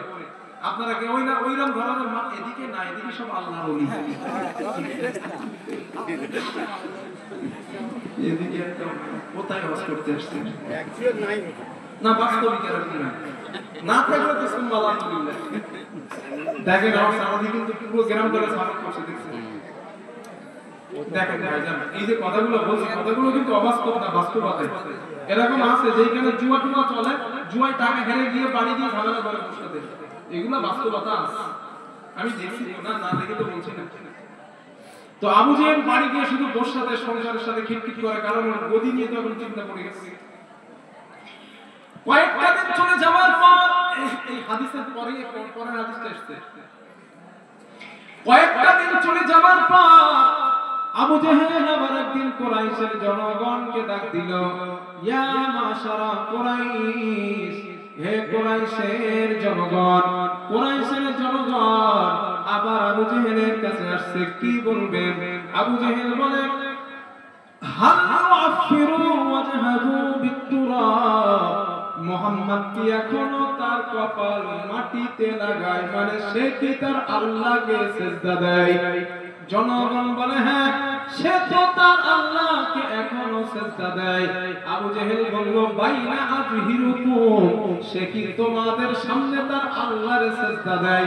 ও কিন্তু জানে, বলো জেনো জিজ্ঞেস করে। জনগণ বলে, হ্যাঁ, আমাদের সামনে তার আল্লাহকে সে সিজদা দেয়। আবু জেহেল বলে, শোনো, লাতাল উজ্জা, আজকে লাত উজ্জার কসম করে, আল্লাহর কসম করে না, কারণ গতদিন সিনা খাইছে। আবু জেহেল বলল, লাতাল উজ্জা, আমি লাতের শপথ করলাম, উজ্জার শপথ করলাম, আল্লাহি লা আন্না আলা রাকাবাতিহি, আমি মুহাম্মাদের ঘাড় মক্কা দিব। নাউযুবিল্লাহ, শুধু ঘাড় মক্কা না, ওয়ালাহু আফিরান্না ওয়াজহাহু বিতুরাব, আমি এই মাটি নিয়ে মুহাম্মাদের মুখের মধ্যে মাখা দিব। আল্লাহকে সিজদা দেওয়ার মতো স্বাদ আমি চিরজীবনের মতো মেটাবো। ওয়ালিদ ইবনে মুগিরা বলেন, আপনি যে কি করবেন সেটা আমি বুঝছি। সবাই চলে গেছে, আজ আবার দেখে খাবার চাকর আবু জাহাল আবার নবীর ঘাড় মক্কাতে আসছে। যখনই মক্কাবে নবীর পাশে যেতে না যেতে কত দিনের থেকে আরো ভয়ঙ্কর অবস্থায় আবু জেহেল পিছনের দিকে ছুটে যায়। জনগণ আজকে আসলে, হুজুর আজ কি সমস্যা? আবু জেহেল বলে, আজ আরো ভয়ঙ্কর সমস্যা। বলে, কেন? বলে, আমি মুহাম্মদকে যখন ঘাড় মক্কাইতে গেলাম, আমি দেখলাম হঠাৎ আমার সামনে বিরাট বড় আগুনের গর্ত। কিসের? শুধু আগুনের গর্ত না, ওর মধ্যে আবার দুইটা ডানা আছে, পাখনা। এই ঘটনাটা রাসূলুল্লাহ সাল্লাল্লাহু আলাইহি ওয়াসাল্লামের কাছে চলে যায়। আল্লাহর নবী শোনার পরে বলেন, সাহাবারা, ওই ঘটনাটা সত্য ঘটনা। আবু জেহেল যেটা দেখলো ওই আগুনের গর্ত, হ্যাঁ, ওটা দুনিয়ার সাধারণ কোন আগুনের গর্ত না, ওটা আল্লাহর জাহান্নামের একটা আগুনের গর্ত। আর যেই ডানা, যেই পাখনা আবু জেহেল দেখতে পেয়েছে, ওই ডানাটা দুনিয়ার সাধারণ কোন পাখির ডানা না, ওটা আল্লাহর ফেরেশতা, জাহান্নামের দ্বাররক্ষী ফেরেশতাদের ডানা।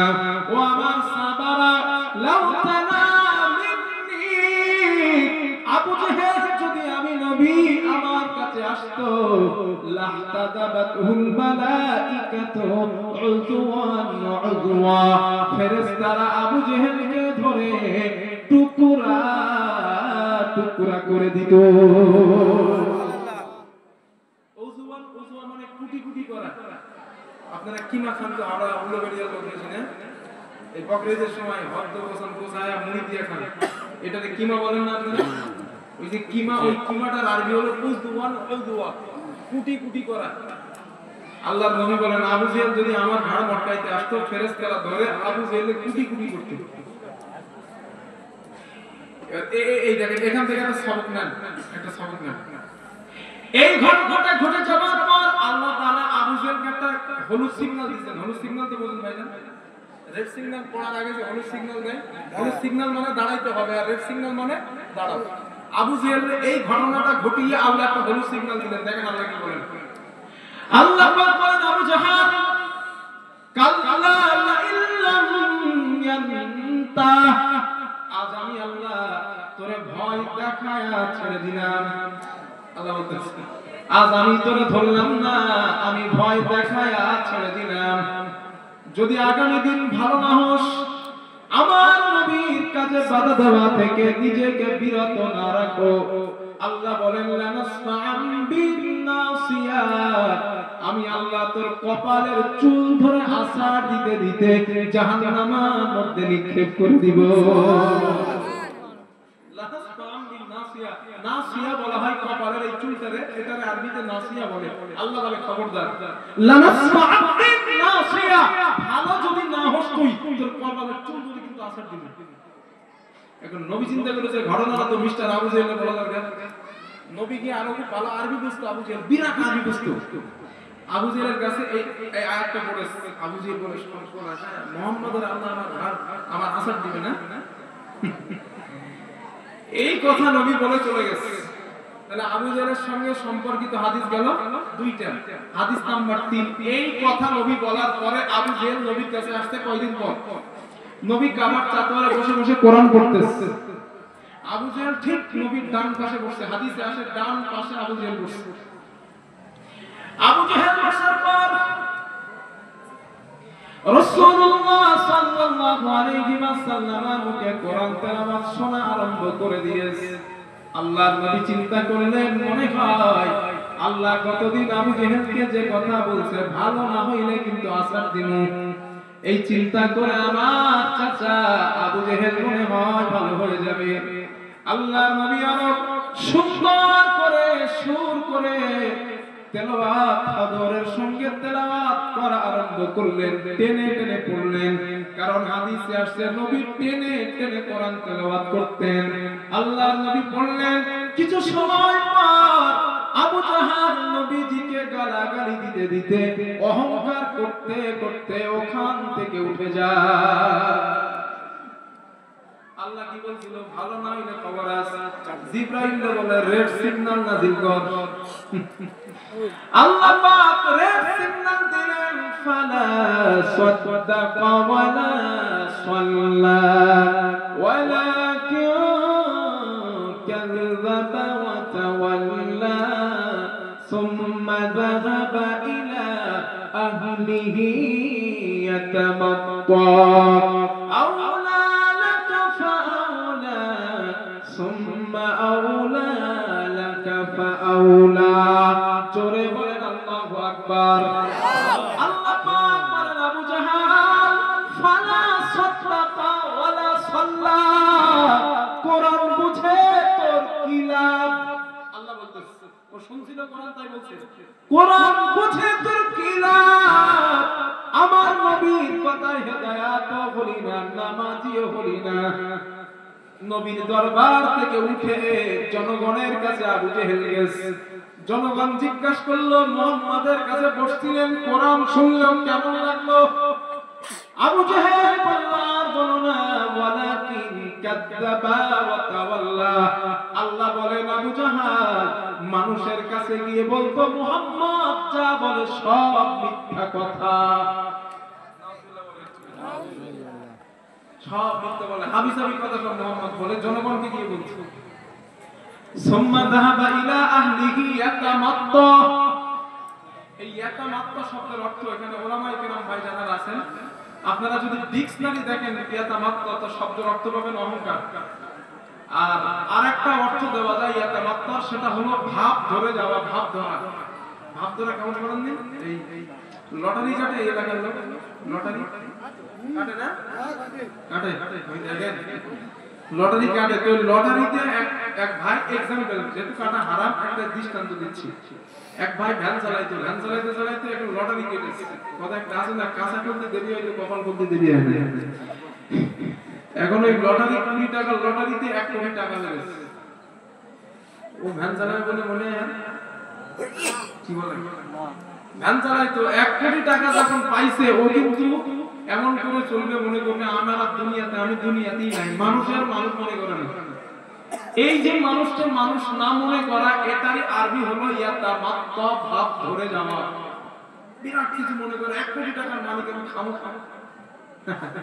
আমাদের ওইখানে একটা লোক পাইছিল 99 লক্ষ টাকা, সেই ইঞ্জিন ভ্যান এটা ওটা চালাইতো, লটারি কেটে পেয়েছে। আমি গ্রামের নাম বলবো না, তো কোনো একজন আমার পাশের গ্রামে গেল, আমি প্রত্যক্ষদর্শী সাক্ষী, শোনা কথা না, প্রত্যক্ষদর্শী সাক্ষী আমি।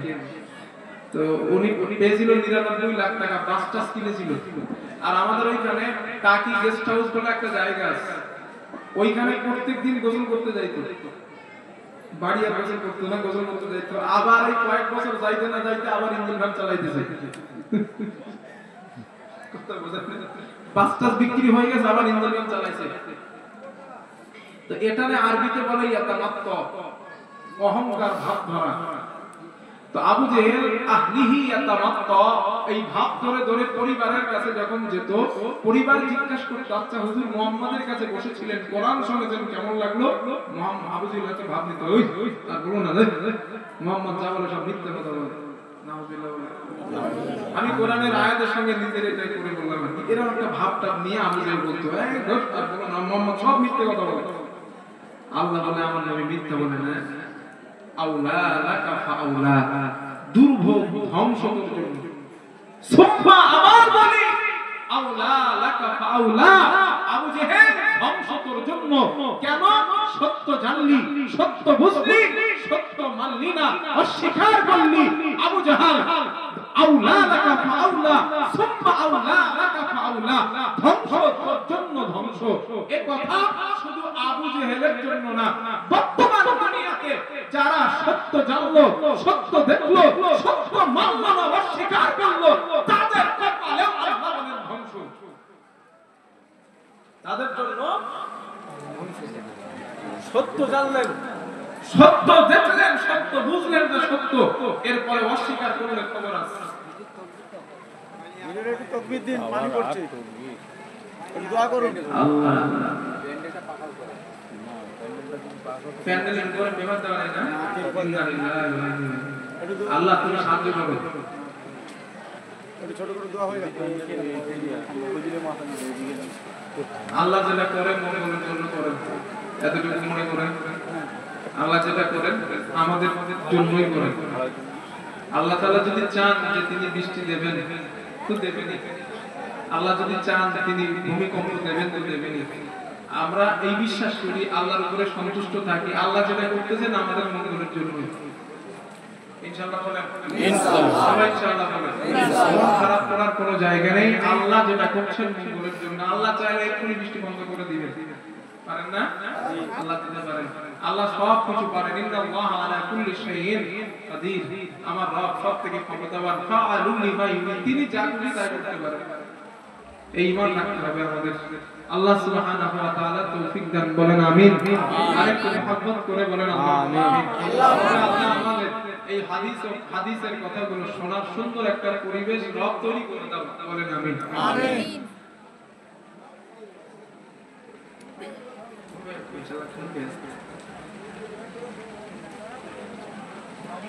তো হাদিস কথা বলছে আবু জেহেলের ব্যাপারে, 4টে গেছে হাদিস, তার নাম্বার 5।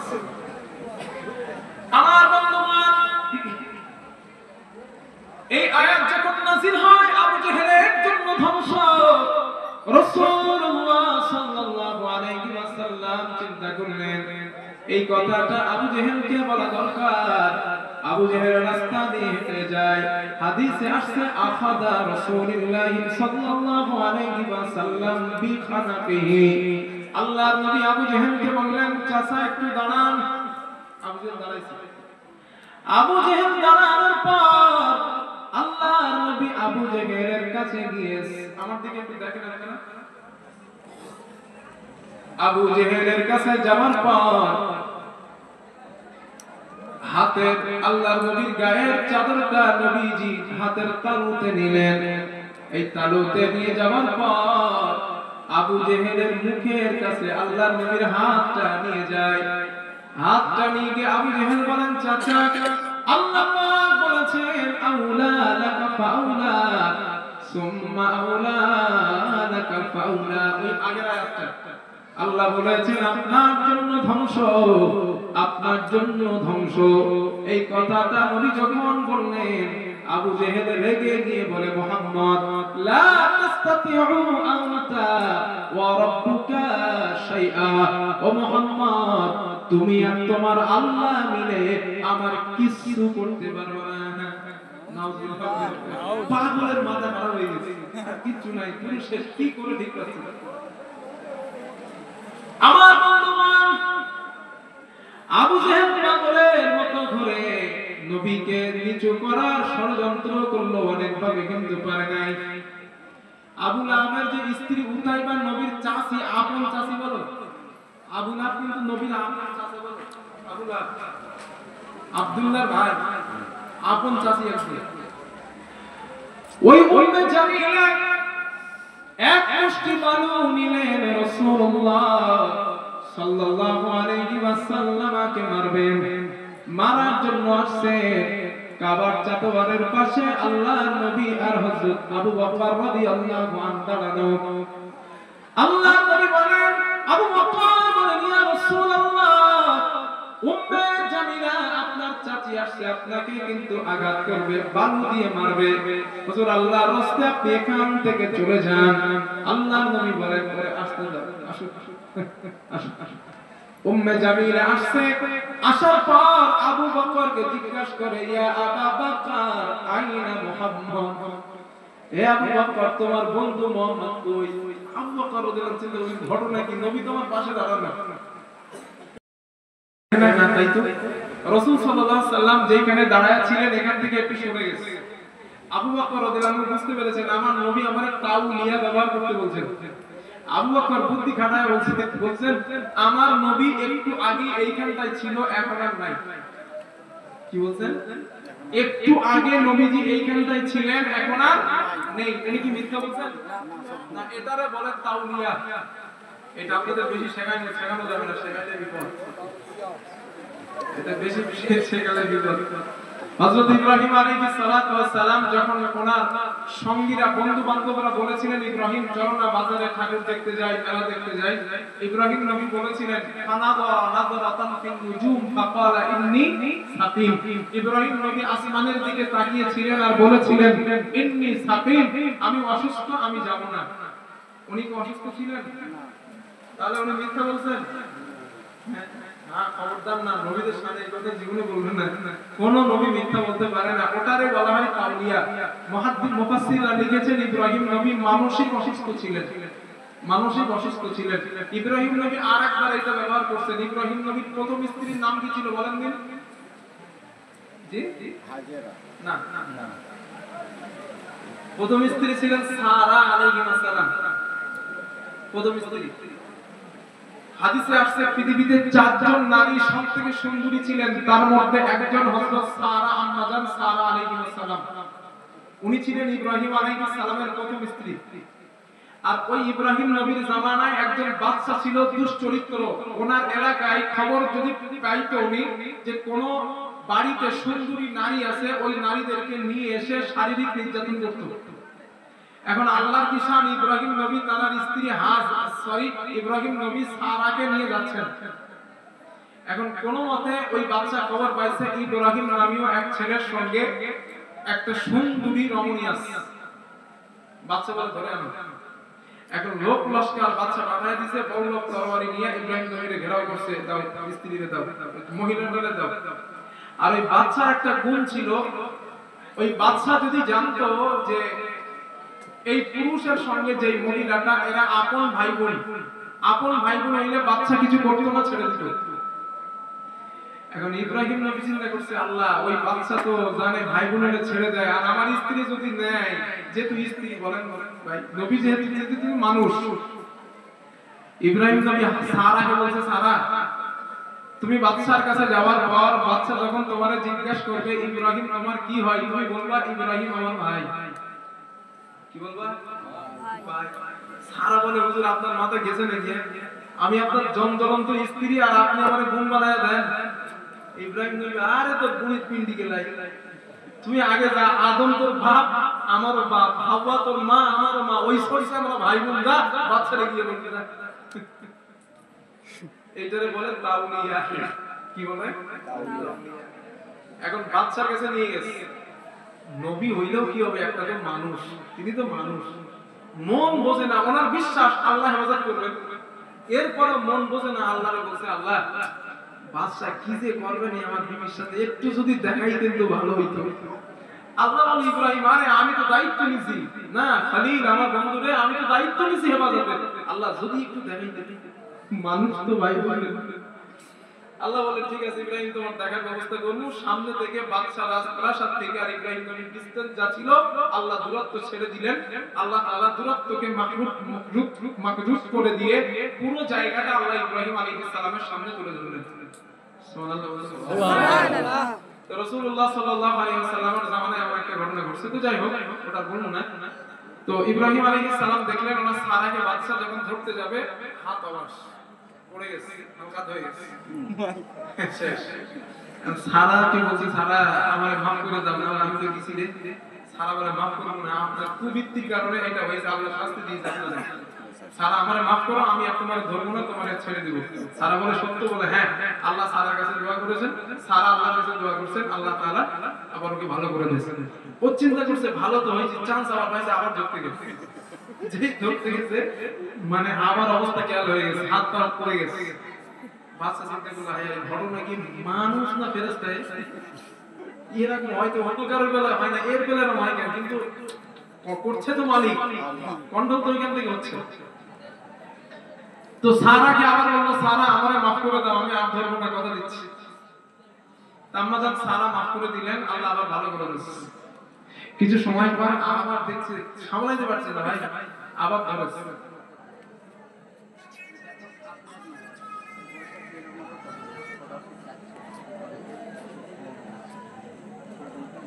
না পারবে না, এখন সেম টু সেম করতে গেলে তাহলে আমার কপি করা লাগবে। আরে মানুষ কেমনে বোঝায় হুজুর, আপনি আপনার মতো করুন। কোমর পর্যন্ত ফুটে গেছে। সারা বলে, আপনারা আর মাফ করবেন না, দুইবার চান্স দিয়েছি, সুযোগ দিয়েছি, আপনি ভালো হন নাই, আপনারা আমি মাফ করব না।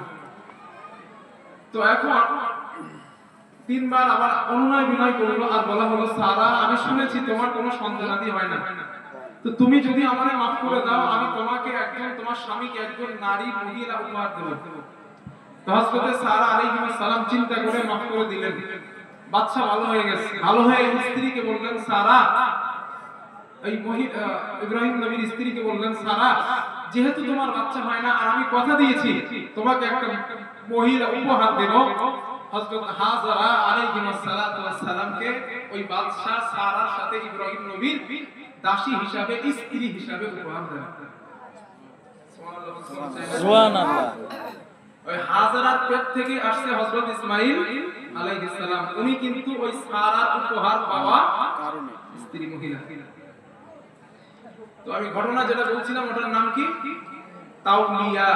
এই তাওলিয়া ব্যবহার করা জায়েজ, আর এই তাওলিয়া হযরত আবু বকর সিদ্দিক রাদিয়াল্লাহু তাআলা আন ব্যবহার করেছিলেন। আল্লাহ তাআলা কথাগুলো বোঝার তৌফিক দান করেন, বলেন আল্লাহুম্মা আমিন। হাদিস পড়া গেল পাঁচটা করে, যদি 6 গেছে 7 8 9 10 10টা গেছে। হাদিস নাম্বার 11। এই নির্যাতনের ব্যাপারে আরেকটা হাদিস শুনুন। আমার বন্ধুগণ, রাসূলুল্লাহ সাল্লাল্লাহু আলাইহি ওয়াসাল্লাম ছেলে সন্তান মারা যায়। ছেলে সন্তানটা মারা যাওয়ার পর রাসূলুল্লাহর সন্তান আবুল কাসেম যখন মারা যায়, রাতের বেলা ঘটনাটা তাদের কারণে পৌঁছে যায়। আবু লাহাবের স্ত্রী উম্মে জামিলা মানুষের বাড়িতে গিয়ে বলে, উদ্ভূতিরা মুহাম্মদ মুহাম্মদ নিঃস্ব হয়ে গিয়েছে, মুহাম্মাদের ছেলে সন্তান মারা গিয়েছে, মুহাম্মদ নিঃস্ব হয়ে গিয়েছে।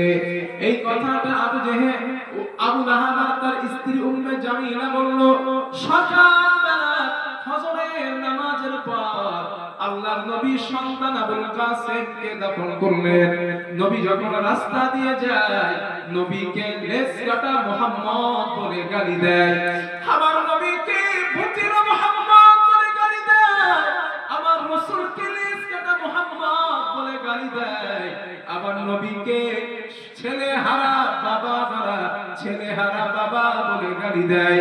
আল্লাহর নবীর ছেলেহারা একটা দুঃখ কলিজার মধ্যে, আর ওই কাফেরদের ছেলেহারা লেজ কাটা মুহাম্মদ বলে গালি দেওয়ার একটা দুঃখ রাসূলুল্লাহ সাল্লাল্লাহু আলাইহি ওয়াসাল্লাম আল্লাহর নবীর এই দুঃখ আর সহ্য করতে না পেরে হযরত খাদিজা, আম্মা জান খাদিজা রাদিয়াল্লাহু আনহার কাছে আসলেন আর ডাক দিলেন, খাদিজা, মক্কার কাফেরগুলা আমারে লেজ কাটা মুহাম্মদ বলে গালি দেয়, আমারে ভুতিরা মুহাম্মদ বলে গালি দেয়।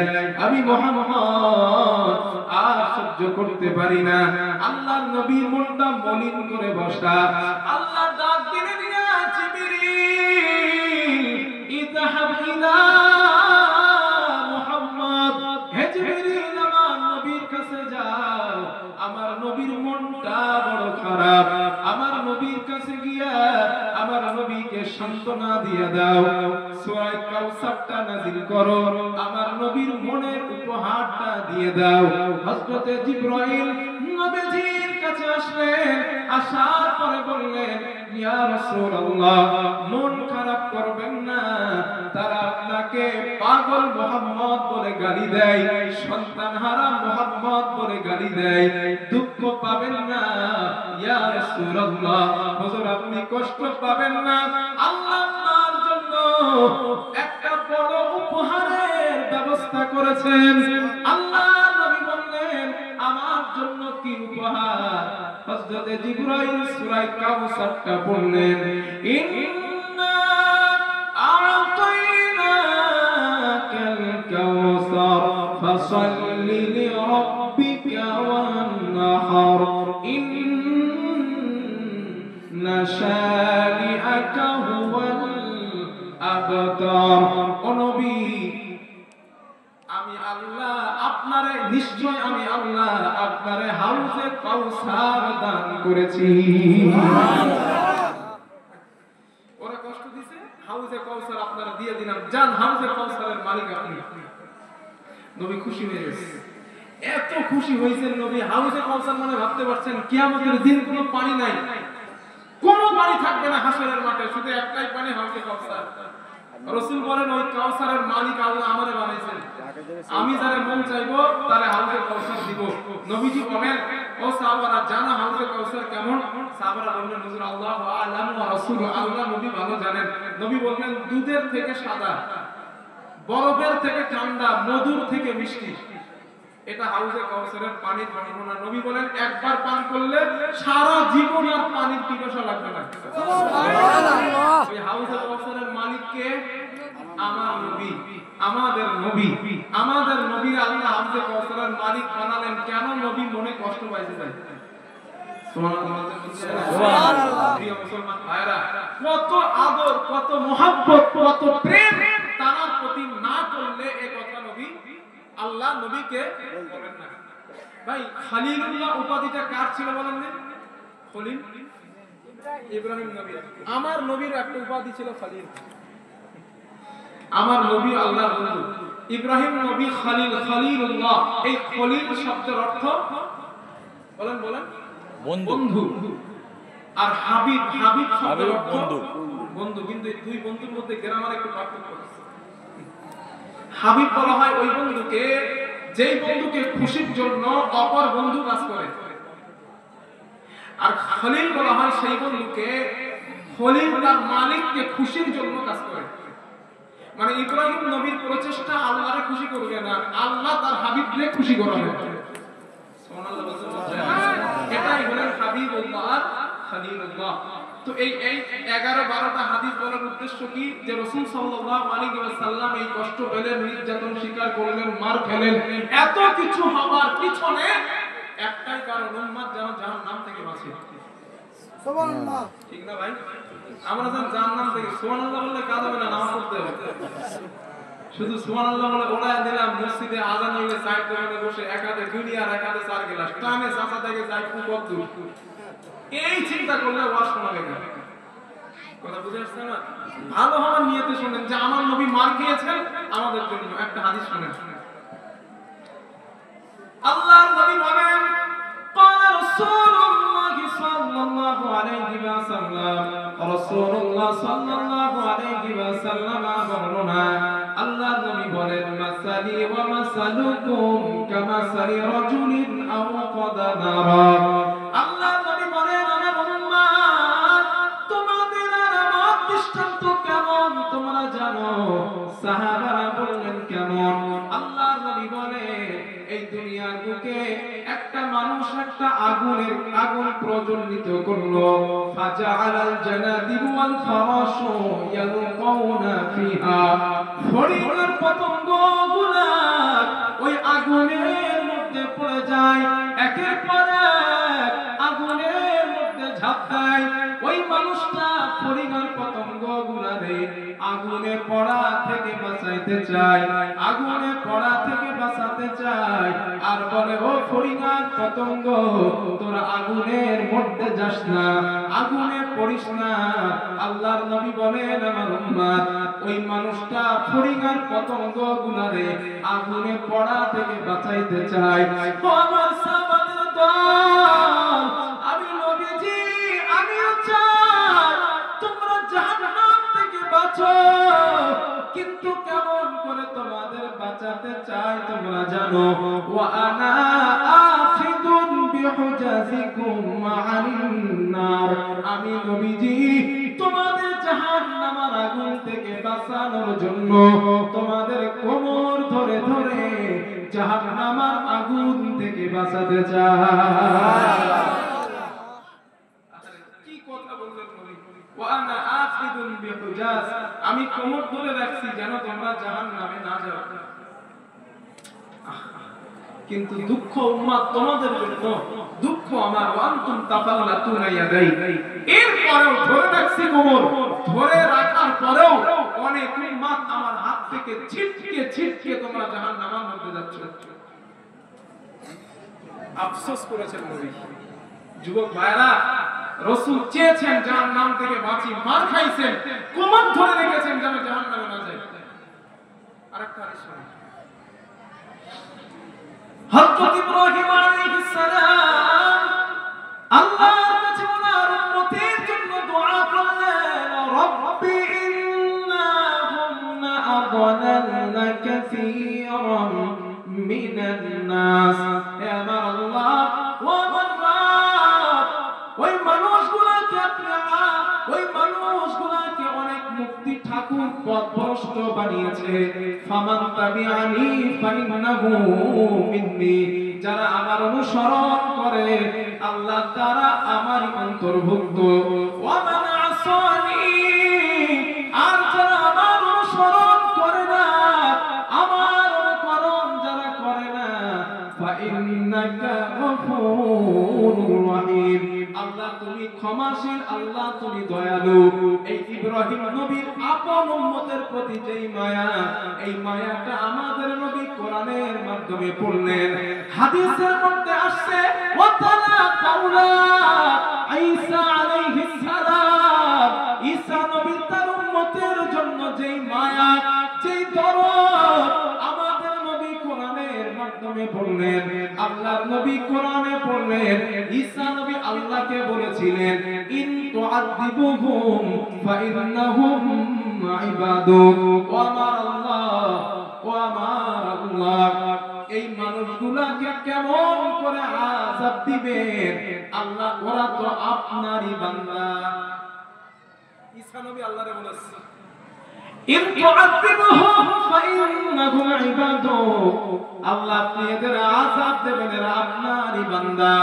ওয়া ইন তাগফির লাহুম, আর যদি আপনি এদের ক্ষমা করে দেন আর যদি আপনি এদেরকে maaf করে দেন ফাইন্নাকা আনতাল আজিজুল হাকীম আল্লাহ তুমি ক্ষমাশীল আল্লাহ তুমি দয়ালু ফাইন্নাকা আনতাল আজিজুল হাকীম আল্লাহ তুমি মহাপরাক্রমশালী তুমি মহাপ্রজ্ঞাময় এই কথাটা আল্লাহর নবী কোরআনের মাধ্যমে পড়লেন আল্লাহর নবী চিন্তা করলেন হায় হায় ইব্রাহিম নবী উম্মতের জন্য কত মায়া ঈসা নবীর উম্মতের জন্য কতটা মায়া আমাদের নবী নিজেরে কন্ট্রোল করতে না পেরে আল্লাহর নবী হাদিসে আসছে ফারাফা ইয়াদাইহি আল্লাহর নবী দুটো হাত আল্লাহর কাছে উঁচা করলেন আল্লাহর নবী উঁচা করে আল্লাহর কাছে কান্না করা শুরু করলেন আল্লাহুম্মা উম্মতি উম্মতি ফাবাকা আল্লাহ আমার উম্মত নবী উম্মতি উম্মতি বলে কান্না করা শুরু করলেন আল্লাহ বললেন ইয়া জিবরিল ইযহাব ইলা মুহাম্মদ জিবরিল আমার নবীর কাছে যাও আমার রাসূলকে গিয়ে জিজ্ঞাসা করবা আমার নবী কেন কাঁদে হযরতে জিবরাইল নবীর কাছে আসলেন ফাসআলা নবীজিকে প্রশ্ন করলেন ইয়া রাসূলুল্লাহ হুজুর আপনি কেন কান্না করেন আল্লাহর নবী বলেন জিবরিল ইব্রাহিম নবীর উম্মতের জন্য কতটা মায়া ঈসা নবীর উম্মতের জন্য কতটা মায়া ফাআকবারহু বিমা ক্বাল আমি নবী আমার উম্মতের জন্য আল্লাহর কাছে দুটো হাত উঁচা করে কান্না করা শুরু করেছি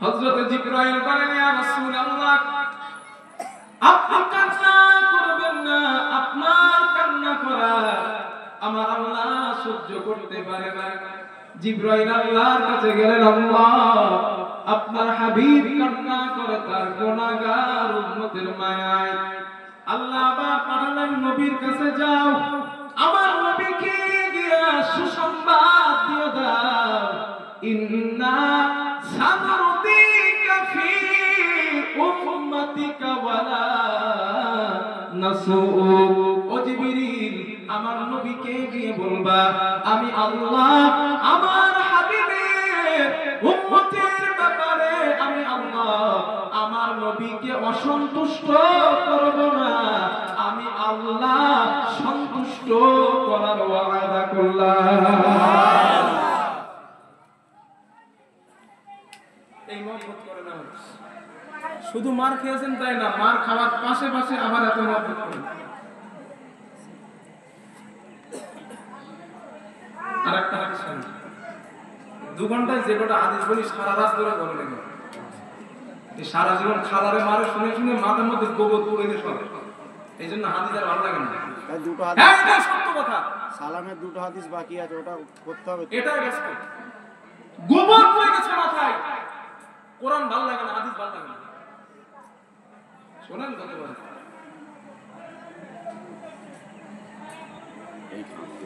عن عائشة الصديقة رضي الله تعالى عنها قالت أما جاء عائشة الصديقة رضي الله تعالى عنها قالنا أما جاء عائشة قالت رأيت إلى النبي صلى الله عليه وسلم طيبا نفس أما جاء عائشة قالت أبي رسول الله صلى الله عليه وسلم মাঝে মাঝে দেখতাম নবীজির মেজাজটা অনেক ভালো আল্লাহর নবীর মুখটা অনেক ভালো আমি দেখার পর আল্লাহর নবীর কাছে চলে গেলাম নবীকে গিয়ে বললাম ইয়া রাসূলুল্লাহ ইয়া আল্লাহ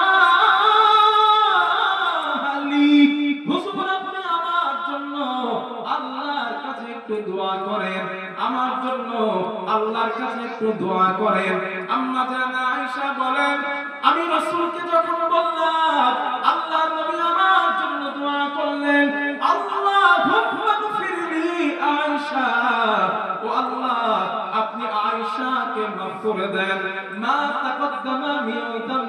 ওয়ালা তাআখার, আয়েশার আগের গুনাহ পরের গুনাহগুলো মাফ করে দেন। ওয়া মা আলানাত মা আসরাত মা আসরাত ওয়া মা আলানাত, আল্লাহ আয়েশার আগের গুনাহ পরের গুনাহ সামনের গুনাহ পিছনের গুনাহ সব গুনাহগুলো মাফ করে দেন। আম্মা জান আয়েশা বলেন আল্লাহর নবী আমার জন্য এমন একটা দোয়া করলেন, ফাতহিকাত, আমি আয়েশা হাসি পেয়ে যাই, আমি হেসে ফেলছি। এমন হাসলাম বুখারীর বর্ণনায় আয়েশার মাথাটা কোলের মধ্যে চলে যায়। আম্মা জান আয়েশা বলেন রাহমাতুল লিল আলামিন আমাকে জিজ্ঞাসা করলেন আয়েশা আয়াসুরুকি দুআই, ও আয়েশা আমি নবী যখন তোমার জন্য আল্লাহর কাছে দোয়া করি তোমার কি বড় আনন্দ লাগে, খুশি লাগে? আম্মা জান আয়েশা বলেছিলেন ইয়া রাসূলুল্লাহ আপনি বিশ্ব নবী, আপনি যার জন্য দোয়া করবেন তারই তো আনন্দ লাগবে, তারই তো খুশি লাগবে। এই কথাটা বলার পর রাসূলুল্লাহ সাল্লাল্লাহু আলাইহি ওয়াসাল্লাম আম্মা জান আয়েশাকে যেই কথাটা বললেন, ও যুবক এই কথাটা জীবনে ভুলে যাবেন না। আল্লাহর নবী বলেন আয়েশা আমি তোমার জন্য একবার আল্লাহর কাছে দোয়া করলাম, তুমি আনন্দে আত্মহারা হয়ে হাসতে হাসতে বেকল হয়ে উঠেছো। আয়েশা আমি নবীজি ইন্নাহা লাদুআই লিউম্মতি ফি কুল্লি সালাহ, আমি নবীজি যতবার নামাজ পড়ি আর যতবার আল্লাহর কাছে দোয়া করি তোমার জন্য যেই দোয়াটা করলাম ওই সেম দোয়া একই দোয়াটা আমি নবী আমার গুনাহগার উম্মতের জন্য আল্লাহর কাছে করি। সুবহানাল্লাহ। বুখারী হাদিস, আম্মা জান আয়েশা হাদিসের রাবী একবার করি নাই, ইন্নাহা লাদুআই লিউম্মতি ফি কুল্লি সালাহ, যতবার নামাজ পড়ি আর যতবার দোয়া করি প্রত্যেকটা বার আল্লাহরে বলি আল্লাহ আমার উম্মতের আগের গুনাহ maaf করে দাও, পরের গুনাহ maaf করে দাও, সামনের গুনাহ maaf করো, পিছনের গুনাহ maaf করো, গোপন গুনাহ প্রকাশ্য গুনাহ সব maaf করে দাও। সুবহানাল্লাহ। এই ভালোবাসার নবী আমাদের উপহার কি দিলাম? মুখে দাড়ি না রাখা। উপহার কি দিলাম? নামাজ না পড়ে। উপহার কি দিলাম? হারাম খেয়ে। উপহার কি দিলাম? মিথ্যা বলে। উপহার কি দিলাম? বাবা মারে কষ্ট দিয়ে। উপহার কি দিলাম? ইসলামরে বাঁশ দিয়ে। উপহার কি দিলাম? সত্যের বিপক্ষে দাঁড়িয়ে। এইটাই পরিচয় দিলাম রাসূলের উম্মত। কথা বুঝে আসছে আমার ইনশাআল্লাহ? প্রিয় মুসলমান ভাইরা, এইজন্য ভুলে যান রাসূল সাল্লাল্লাহু আলাইহি ওয়াসাল্লামের মহব্বত, প্রেম হৃদয়ে জায়গাটা দুনিয়া সবকিছু ভুলে যান, কাজে কর্মে পরিণত করেন তার মহব্বত তার প্রেম। আল্লাহ তৌফিক দান করেন, বলেন আমিন। তাহলে এতটাই যে 15-20টা হাদিস বললাম, রাসূল সাল্লাল্লাহু আলাইহি ওয়াসাল্লাম চেয়েছেন আমরা যেন জাহান্নাম থেকে বেঁচে যাই। প্রিয় ভাইরা, এই ব্যাপারে আর হাদিস বলবো না, পরের বক্তা আসার আগে রমজান নিয়ে দুটো একটা কথা বলে আমি বিদায় নেব। আমার আরেকটা দাওয়াত আছে, আমি ভাবি চলে যাব এখন অগ্নি। একবার একটু দরুদ শরীফ পড়েন দিন, আল্লাহুম্মা সাল্লি আলা সাইয়্যিদিনা মাওলানা মুহাম্মদ ওয়া আলা আলি সাইয়্যিদিনা মাওলানা মুহাম্মদ।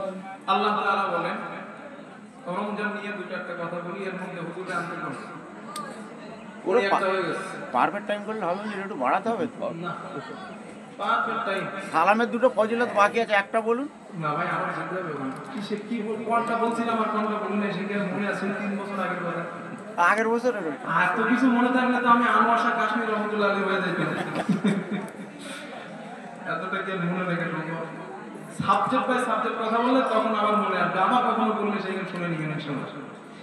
আল্লাহ তাআলা বলেন শাহরু রমাদান আল্লাযী উনজিলা ফীহিল কুরআন। হাতে গুনেন, হাদিসগুলো শর্টে বলে দিচ্ছি, হাতে গুনে নেন।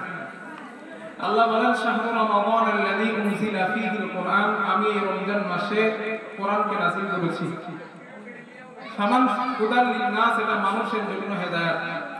ফামান শাহিদা মিনকুমুশ শাহর, তোমাদের মধ্যে কেউ যদি রমজান মাস পায়, তোমাদের মধ্যে বলতে কারা? ঈমানদার বালেগা নারী, বালেগ পুরুষ, সুস্থ মস্তিষ্ক ঈমানদার নারী পুরুষ যদি রমজান মাস পায়, ফালিয়াসুম, সে যেন রোজা রাখে। কি রাখে? রোজা রাখি। ওমান কানা মারিদান, অথবা সে যদি অসুস্থ হয়, আও আলা সাফারিন, অথবা মুসাফির হয়, ওই সময়ের জন্য রোজাটা কাজা করতে পারে। ফাইদাতুম মিন আইয়ামিন উখার, পরবর্তী সময় সে আবার রোজাটা করে দেবে। এটা আল্লাহর বিধান। তো এই রমজান আসছে 4-5 দিন পরে রোজা রাখবো ইনশাআল্লাহ। ইনশাআল্লাহ। যদি রোজা রাখার লাভ কি? কয়েকটা হাদিস শোনাই। হাদিস নাম্বার 1, আল্লাহর নবী বলেন ক্বালা রাসূলুল্লাহ সাল্লাল্লাহু আলাইহি ওয়াসাল্লাম, রাসূলুল্লাহ সাল্লাল্লাহু আলাইহি ওয়াসাল্লাম বর্ণনা, আল্লাহর নবী বলেন as-সালাওয়াতুল খামস ওয়াল জুমআতু ইলা জুমআতি ওয়া রমাদান ইলা রমাদান মুকাফফিরাতুম মা বাইনাহুন্না ইজাজতানাবাল কাবাইর। আল্লাহর নবী বলেন 5 ওয়াক্ত নামাজ, এক জুমা থেকে আরেক জুমা, আর এক রমাদান থেকে আরেক রমাদান, বান্দা যদি কবিরা গুনাহ থেকে বাঁচতে পারে, মুকাফফিরাতুম মা বাইনাহুন্না, আল্লাহ এইগুলা বাকি গুনাহগুলা ওই বান্দা বান্দির জন্য আল্লাহ কাফারা করে দেয়। সুবহানাল্লাহ। 5 ওয়াক্ত নামাজ, এক জুমা থেকে আরেক জুমা, এক রমাদান থেকে আরেক রমাদান, এর মাঝখানে কবিরা গুনাহ থেকে যদি নিজেকে বাঁচাইতে পারেন, বাকি যা গুনাহ হবে আল্লাহ সব কাফারা করে দেবে। রাখবেন ইনশাআল্লাহ রোজা? ইনশাআল্লাহ। হাদিস নাম্বার 2, আল্লাহর নবী বলেন ক্বালা রাসূলুল্লাহ সাল্লাল্লাহু আলাইহি ওয়াসাল্লাম, আল্লাহর নবী বলেন ফিল জান্নাতি সামানিয়াতা আবওয়াব, জান্নাতের 8টা দরওয়াজা আছে। কয়টা? 8টা। নবী বলেন মিন কুল্লি বাব ইউসাম্মা রাইয়ান, একটা দরওয়াজার নাম হলো রাইয়ান। কি নাম? রাইয়ান। এই রাইহান দরওয়াজা দিয়ে লা ইয়াদখুলুহু, কেউ প্রবেশ করবে না, ইল্লা সাইমুন, রোজাদার ব্যতীত। সুবহানাল্লাহ। ওই রাইহান নামক দরজা দিয়ে আল্লাহ প্রবেশ করাবেন রোজাদারদেরকে। যারা রোজাদার তারা প্রবেশ করবে, আর রোজাদার ছাড়া যারা আছেন কেউ ওই দরওয়াজা দিয়ে প্রবেশ করবে না। যাবে কারা? রোজাদাররা। তাহলে আমরা রোজা রাখবো ইনশাআল্লাহ। ইনশাআল্লাহ। আল্লাহ তৌফিক দান করেন। আমিন। আমিন। মন খুলে আমিন। আমিন। হাদিস নাম্বার রোজার ফজিলত 3, আল্লাহর নবী বলেন আস-সাওমু জুন্নাহ, রোজা হলো ঢাল। ঢাল ব্যবহার করা হয় যুদ্ধের ময়দানে শত্রুদের আক্রমণ থেকে নিজেকে রক্ষা করার জন্য। ঠিক না ভাইজান? নবীজি বলেন আস-সাওমু জুন্নাহ, রোজা হলো ঢাল। কেমন ঢাল? জাহান্নামের আগুন থেকে নিজেকে রক্ষা করার জন্য। সুবহানাল্লাহ। রাসূল বলেন আস-সাওমু জুন্নাহ, রোজা এমন ঢাল, রোজা জাহান্নাম থেকে, আগুন থেকে মানুষকে বাঁচাবে, রোজাদারকে বাঁচাবে। রোজা হলো এমন ঢাল। তবে হ্যাঁ, নবীজি এই জায়গায় একটা কথা বলছেন, যুদ্ধের ময়দানে যদি ঢাল ছিদ্র হয়, ওই ছিদ্র ওলা ঢাল নিয়ে কিন্তু শত্রুদের আক্রমণ প্রতিহত করা যাবে না। নবী বলেন এই রোজা নামীয় ঢালটাও দুটো কারণে ছিদ্র হয়। কয়টা কারণ? 2টা কারণ। 1 নাম্বার কারণ মানুষের সঙ্গে গীবত করা। কি করা? মানুষের প্রতি গীবত করা। 2 নাম্বার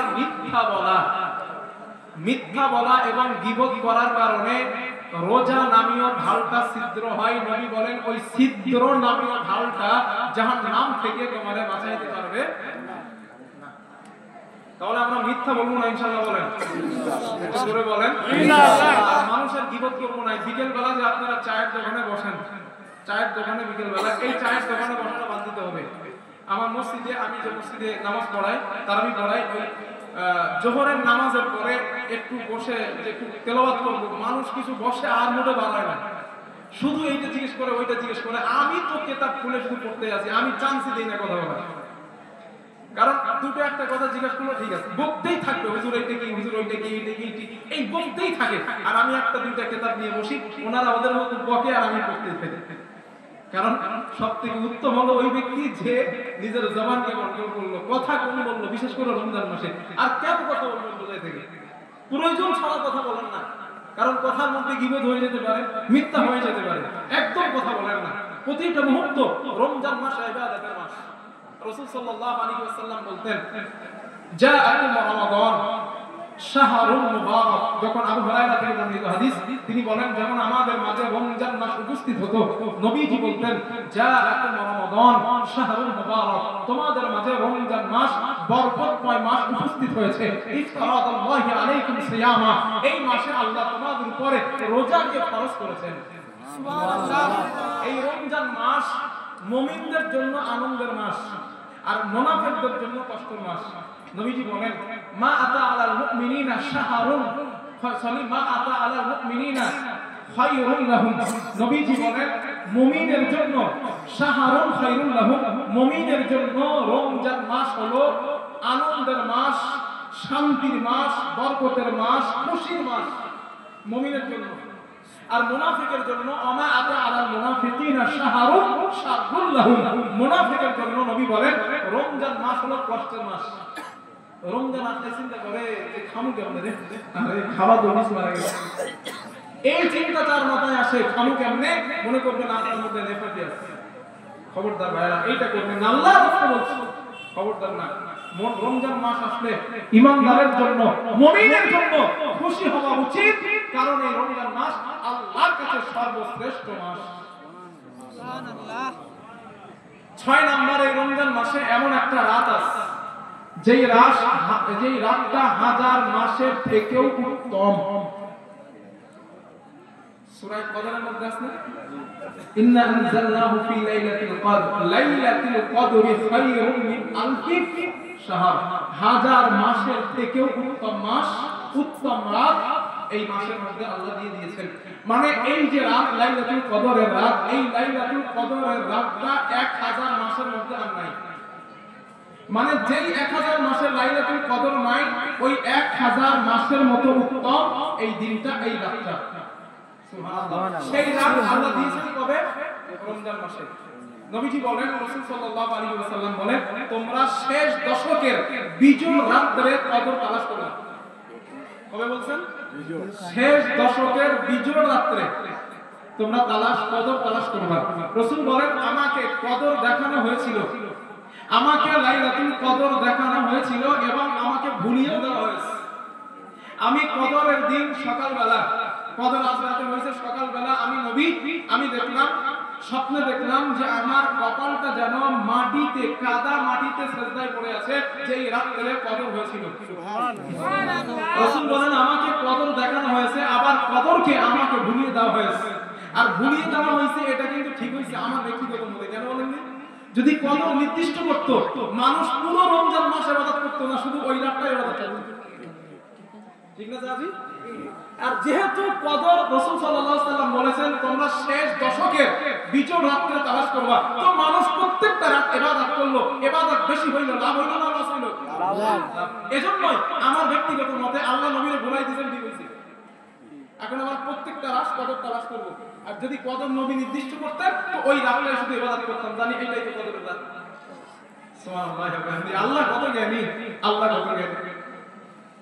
এজন্য আমরা রোজা রাখবো ইনশাআল্লাহ। রাসূল সাল্লাল্লাহু আলাইহি ওয়াসাল্লাম বলেছেন, রমজানে রোজাদারের খুশি হলো দুই জায়গায়। কয় জায়গায়? দুই জায়গায় রোজাদারের খুশি। এক জায়গায় হলো ইফতারের সময়, কোন হাদিসের বর্ণনায় ঈদের দিনের খুশিকে বলা হয়েছে।